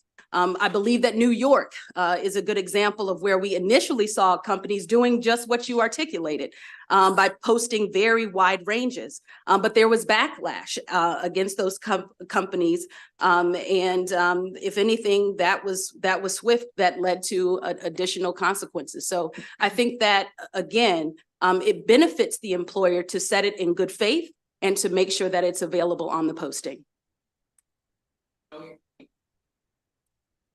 Thank you, Mr. Chairman. Thank the sponsor for bringing the bill up and addressing a lot of the issues that have been raised before it, and you know, trying to streamline the bill. I think it's workable and should pass. But getting on the pay range concern, can you talk to folks who have concern that they are required to pay a certain range for a job, or you know how that kind of works? I mean, I know the example I gave last year was that, you know, the federal government has these GS schedules, and we seem to understand how to live with those, the military as well. So, but can you talk to that kind of concern that people have raised? Yes, thank you, Delegate, for your question. Simply put, this bill does not require employers to pay in the range. And I think this speaks to the Delegate Pippi's previous question, right? It simply requires transparency, that the salary range be disclosed and provided on the posting. That's what it does. Thank you. Thank you. And I want to again echo Delegate White, or Holland White's sentiment at the start. Delegate Queen for starting this process, and her, you know, I know you put in a ton of work on it last year. Going to the fiscal note, I just looked at it, and it has $45K for programming costs. You may want to just rethink that. I mean, I'm in that business. That sounds crazy. So if that's the quote you got, like, that's really high. Go ahead. May I speak to it? Thank you. So we did do exactly that. And in assessing the additional 120 or so complaints that we anticipate processing under the law, On reflection, it appeared to us that those complaints could simply be folded into the existing database. So we have removed that cost, as well as the cost of half of an AAG Okay. from our fiscal note. Okay, yeah, they've been running off fiscal notes left and right this year. No, I'm just kidding. Yeah, and then I guess the last thing I would say as an employer, I mean, to be frank, with you is like, it kind of removes an awkward step in the hiring process if I already have a range in mind. And everybody kind of knows where we're gonna start. And we're gonna end up somewhere in that ballpark, give or take. And there may be other benefits that are part of that give and take on how we slide in between, that scale, but I think it's a pretty good idea to just kind of remove a weird step in the whole interview hiring process. So thank you, everybody, for coming. I don't see any other questions for this panel. We have one more favorable, Rebecca Schneider. I apologize, ma'am. I would have just called you earlier had I known. You're on a random page. Trust me, if you could see this witness list and how it's like organized, you're on some random page. Go ahead and start when ready. Good afternoon, committee. Again, I'm Rebecca Snyder. I'm the Executive Director of Executive Alliance. And Executive Alliance is a professional women's organization that covers the state of Maryland. And we unabashedly want to take women's power to the highest levels of leadership in Maryland.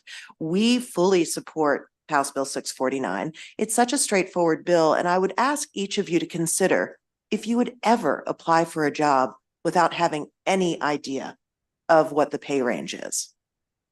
I think not. And in so much as this is really a strong bill for workers, and you heard from the previous panel that lack of transparency in salary postings means that it disproportionately affects women and people of color, and that escalates throughout one's working life. This is really a bill to enshrine best practices for businesses as well. It engenders more transparency, more trust within the hiring process. There's no bait and switch. It does not remove a business's ability to offer more or to create a compensation package that works for them and for workers. And so we really urge you to be on the right side of justice and equity for Maryland's workers, particularly women, particularly people of color, and move this bill favorably. Thank you, and I'm happy to answer any questions.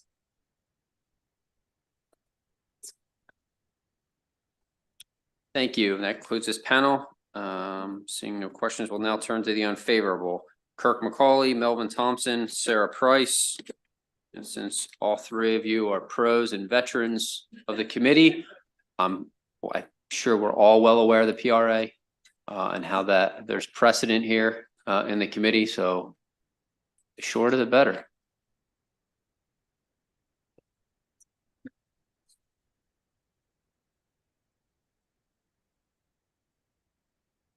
Thank you very much, Mr. Vice Chair, members of the committee. I'm Melvin Thompson. I represent the Restaurant Association of Maryland, and we're opposed to this legislation. And first and foremost, I want to thank Delegate White Holland for reaching out to us very early in the session to find out what our concerns are and see if there was a way to address them. We sincerely appreciate that. In our industry, we always like to say, if you're not at the table, then you're likely on the menu. So we really do appreciate her reaching out to us early. And we have submitted written testimony to address our concerns here. But we have a couple of key concerns that we hope to be able to address through amendment if the committee intends to pass this legislation. One was identified by several restaurant operators who will sometimes give an opportunity to a less qualified current employee to fill an advertised position with the opportunity to grow into that job and the pay range that was originally advertised, despite that they may not have the experience currently to justify the advertised pay range. They wanted to make sure that they could still provide that opportunity to a less qualified candidate and perhaps tweak the language to allow for that kind of situation. And Mr. Vice Chair, you also mentioned our other concern, which is the private right of action. I've attached to our written testimony examples from Washington State where there are serial plaintiffs taking advantage of this law there. We want to avoid that in Maryland, and that would be another amendment we would hope to address in this legislation. Thank you very much. Good afternoon, Mr. Chair and honorable committee members. I'm Sarah Price here on behalf of the Maryland Retailers Alliance. We are unfavorable on this bill as introduced, although we do, as Melvin said, greatly appreciate the sponsors reaching out for feedback on this. After going over this with our legislative committee, I didn't want to come in fully unfavorable on this. I wanted to be able to proffer something, and I did reach out to the sponsors with a suggestion from our membership about ways, a way to potentially make sure that this information is available to applicants within the very early stages of the hiring process, so that when the time comes to negotiate, they are adequately armed to have that conversation with the employer, but still addressing some of our members' concerns about putting the wage range or benefits directly in the job listing.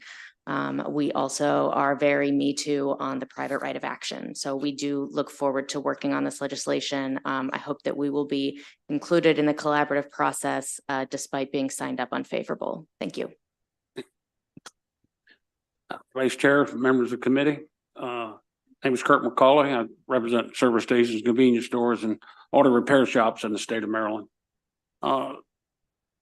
We actually have most of what this bill contains in the law now. We don't have rate pay range, and we really don't object to that. It's not, most people are going to ask what they're going to make anyway, but if you want to put it out there in range, you can put it in the wide enough range in there where it'll work out if they want to work into it. We do object to the right of private action.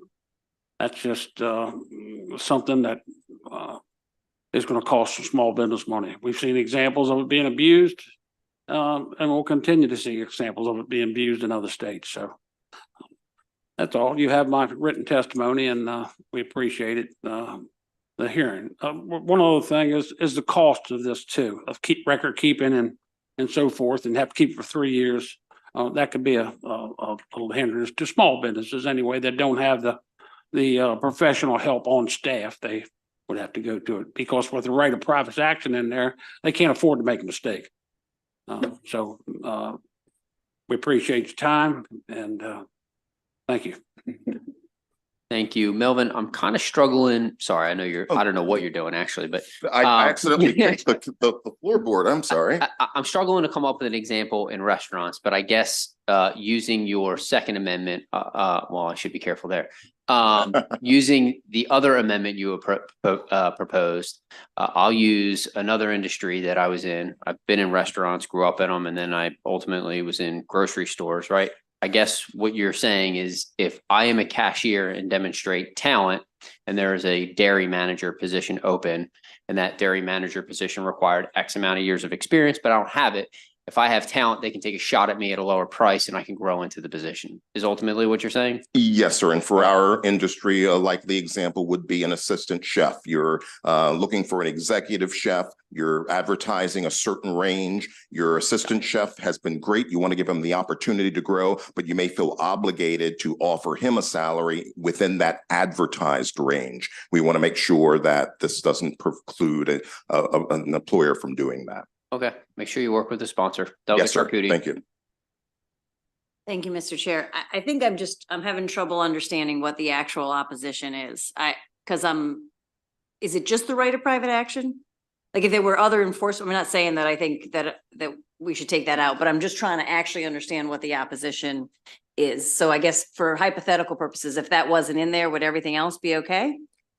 Our members had some concerns about the way that it would impact their current business practices for how they list job postings. So, Right. Well, right. like obviously when we change the law, the Yeah. point is to change things. Yes, So like, yes. yes, they're going to have to change things, but what about putting a salary range is problematic? I guess that's really what my question Yeah, is. so one of the examples you. from one of our regional members, that they are not a nationwide company. They do not currently operate in states that do require this, but they are in a variety of states that have different minimum wages. And so they use extremely standardized language in their job listings. And they do indicate obviously where the job is, but they don't indicate the wage range because it is typically based off of the local minimum wage.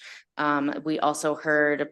So if it, so would it be okay if it's based off the minimum wage? It seems like they could say, or we could check with the sponsor if she'd be okay with this, but they could say, we pay the minimum wage, right? Like, cause that's a known quantity, or we pay 1.5 times the minimum wage, right? So maybe if that were changed, would that be? I mean, it could fix it for that one business, but that's not, I think there were sort of a range of concerns. I mean, I don't want to take up too much time explaining every single one. We could take Yeah, that like it offline, just, but- I guess it seems like the benefit of this in terms of creating the transparency that we know from all the research that's been talked about and is in the benefit of this in terms of being one step, not the silver bullet, but one step towards pay equity far outweigh. That's what I'm trying to understand. If there's some incredible burden, like all the companies that are multi-state also have to deal with laws that are different in all the multi-state, right? I mean, they're different in all the states, right? So I'm not hearing like, yeah, you got to do something a little different. It's not, maybe it's, like not convenient, but I'm not hearing any sort of burden that feels like it outweighs the benefit. So that's why I was just trying to understand if I was missing something. And I think maybe I'm not, unless you want to articulate a burden that is so burdensome that it outweighs the benefit. I'm interested in hearing it. You can come back to me later if you don't have it now. I don't have anything stronger at the moment. I would be happy to explain what the amendment is that I would recommend that I think can still address what the bill is trying to do, but also see to our concerns.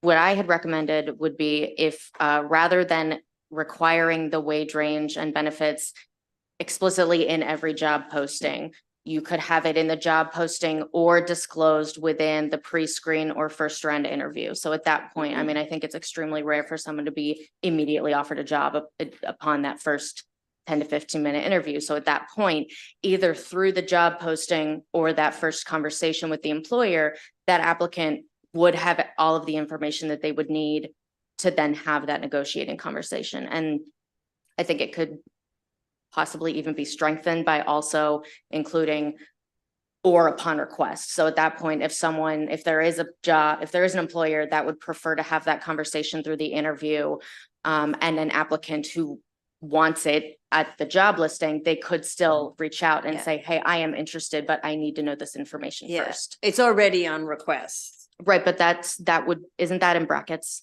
Well, it comes out. I mean, saying the Right, law and- right yeah, and now, I'm saying- the law right now is Right. already that. And what we're Yes. finding apparently based on the research that we've heard about is that that's not sufficient to really close the range. So I don't think we want to go backwards or just go back to what we had. Well, I mean, obviously you're talking to the sponsor and she can decide what's best. I'm just not hearing the burden that sounds like your initial testimony was saying, but thank you. Appreciate your feedback.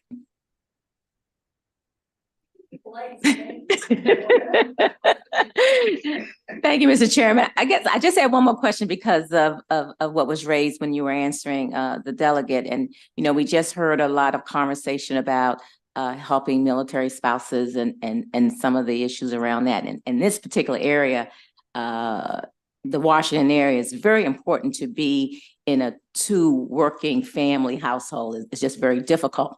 But one of the things that's important to when people are looking for jobs is if that salary range isn't given, I already know what I have to bring into the household to make it work.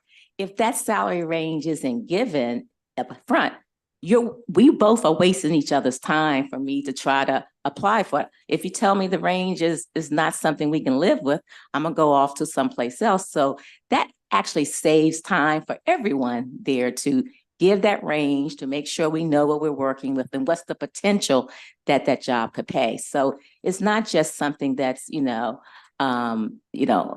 it's onerous on your end to have this going back and forth and people calling you up and asking you for that. Just tell us what the range is, and you will probably get candidates who will self-select not to come to your job or whatever. So think about that benefit.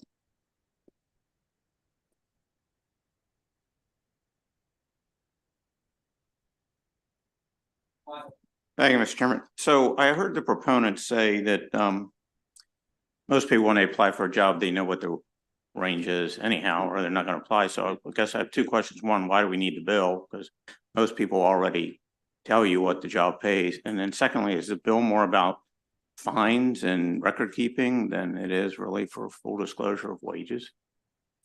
For our members, it is the right of private action and the record keeping are the two sticking points for our members. Yeah, so the record keeping, you would have to keep every job, promotion, transfer, or other employment opportunity for 3 years.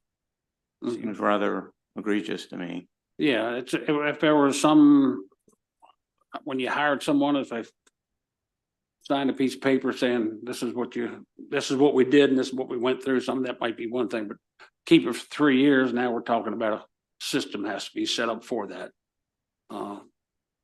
I don't think it'd be that hard, but that's the objections, that and private right of action. The wage range, I think, can be solved easy. That's not a big deal. Like I say, most people ask for it anyway, so I don't think that would be an objection for us.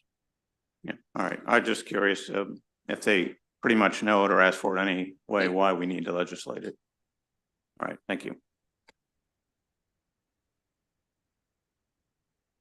Seeing no questions, that concludes this panel and bill hearing. Next, we will go to Delegate Wims. This should be fairly short. House Bill 738, and I have David Merrick is the only witness, part of your panel. Come up with you. Steve.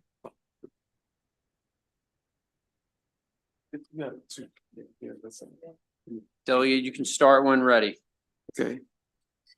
Thank you, Mr. Chair and distinguished members of the Economic Matters Committee. This is my first time testifying before you, and this will be a short one and hopefully an easy one. For the record, my name is Greg Wims, testifying on HB 738, Licensed Home Improvement Contractors / Liability Insurance. The bill will raise the minimum insurance that home improvement contractors are required to have. The current minimum is $50,000. This bill will raise the minimum liability to $500,000. Imagine this. You hire a contractor to replace your bathroom. During the process of using heavy equipment and power tools and a wire is struck and the house is in court catches on fire. The cost of the damage is more likely to be upwards of more than $50,000. Then begins the long civil process of suing the contractor to make sure that your house can be fixed. However, with the higher minimum liability limit, the contractor can use their insurance policy to pay for the damage, and the problem is resolved in a timely manner. The bill gives peace of mind to the contractor as well as the homeowner. In fact, many insurance companies recommend a limit higher than $500,000 for the majority of their customers to make sure that they're well protected. It has been more than 50 years since the $50,000 minimum limit was set. It is time to update the law to reflect the industry as it is today. Increasing the minimum insurance coverage is necessary for contractors to do quality work without the fear of losing their life savings. It also helps the homeowners. This is a win-win for the contractors and the homeowners. I urge the committee for a favorable report, and I'm ready to answer any questions, and I have two people on my panel. Thank you, Mr. Chair. Sir, I only have one signed up delegate, so Mr. Merrick, go ahead. Thank you. My name is David Merrick. I'm an MHIC licensed contractor celebrating 35 years of tearing houses apart and putting thousands of families at risk during my career. We employ 20 pros and have completed $5.5 million of improvements last year. Remodeling is an inherently risky business to practice. We cut holes in walls and remove entire roofs that expose the inside to the outside for extended periods of time. Every job a remodeling contractor takes on puts the structure and its inhabitants at risk, from the simplest painting project to building an addition. The potential for a mistake or natural event is always present. During our 35 years of helping homeowners improve, we have suffered several unfortunate events that have resulted in claims to our liability insurance. Despite careful planning and preparation, while adding a second floor to an existing house, the weather got the better of us, actually twice. One of my colleagues used propane heaters to keep a project warm. $1.2 million house burned down. Our claims were each in excess of the minimum requirement. The contractor has a responsibility to protect the families we work for by providing enough insurance. My colleague's family had their entire house replaced because he had adequate insurance. As a member of a proactive industry and responsible contractor, we have taken on this responsibility even when the laws of the state did not require it. The suggested 500 is still insufficient when the house has a greater value, but there are homes below this value, so this is a good starting point. Full protection for homeowners should be left to their own common sense to ask about a contractor's insurance coverage.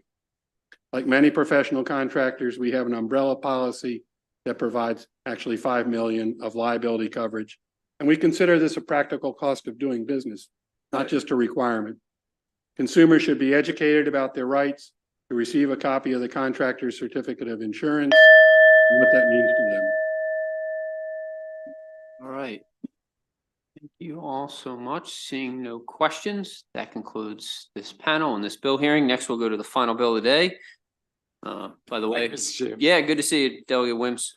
Delegate Jackson and Holly Boardman. You can start when ready. Not you, Frank. No, I'm not. I know you're scared. Oh. Do you want to hold his hand? Finally.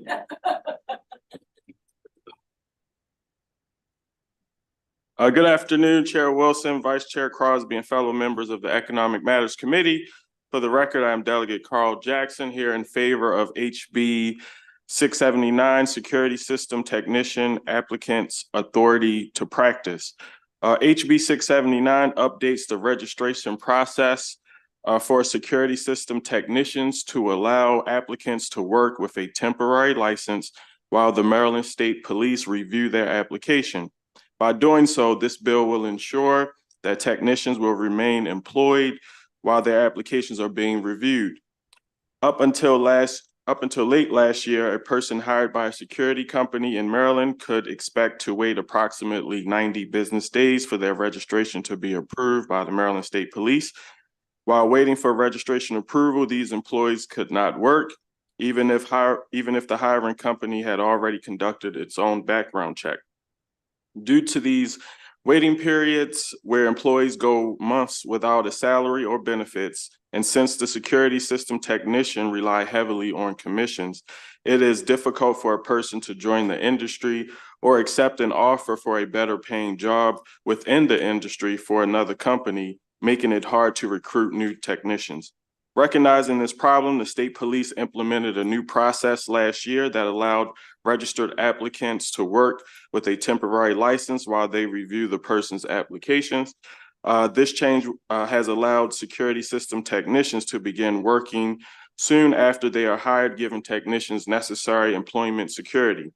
House Bill 679 codifies this existing process change made by the state police into law by clearly stating that the application for registration serves as a temporary registration until the state either approves or rejects the person's application. This bill appropriately balances the need for the state to complete a thorough review of an applicant's qualifications without unnecessarily hindering a Maryland resident's ability to earn a living. Thank you for your time and consideration. I urge a favorable report on House Bill 679. Thank you. Mr. Chairman, Vice Chair Crosby, and members of the committee, thank you for this opportunity to speak with you today. My name is Holly Borgman, and I'm the Vice President of Government Affairs for ADT Security Services.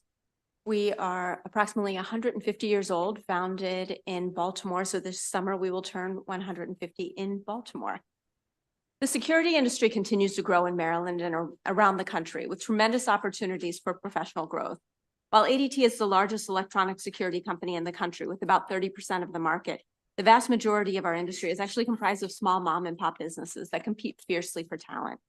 According to a study released by the Security Industry Association, nearly 75% of security companies polled said installers and technician roles were the most difficult to fill, while sales and business development roles rated second at 21%, and this demand has driven wages up. Nationally, the mean salary for an installation manager is somewhere in the neighborhood of $85,000. Security salespeople generally rely heavily on commission for their salaries, but the mean salary for a junior level outside account manager in the southern region, where Maryland is grouped, is $41,000 a year, with a mean annual commission of $34,000 a year. These jobs don't require a four-year degree and can provide a great career path, and they're in such high demand that it's not unusual to have someone take a new job before they actually start work at a company where they've been hired. Unfortunately, until recently, it was hard to recruit new people in Maryland because they had to be willing to sit out 90 business days before starting work. And not many people can go 3 months without making a living. ADT already conducts a background check on all of its employees using an outside firm before bringing them on board. This is common practice in the security industry, and we would like to be able to codify this practice so that when we find someone who has already passed that background check, we'd like to put them to work immediately. And this makes sure that even the small mom and pops can take a look and know how. Thank you. Right, thank you all. And that concludes the bill hearings for today. See everybody tomorrow.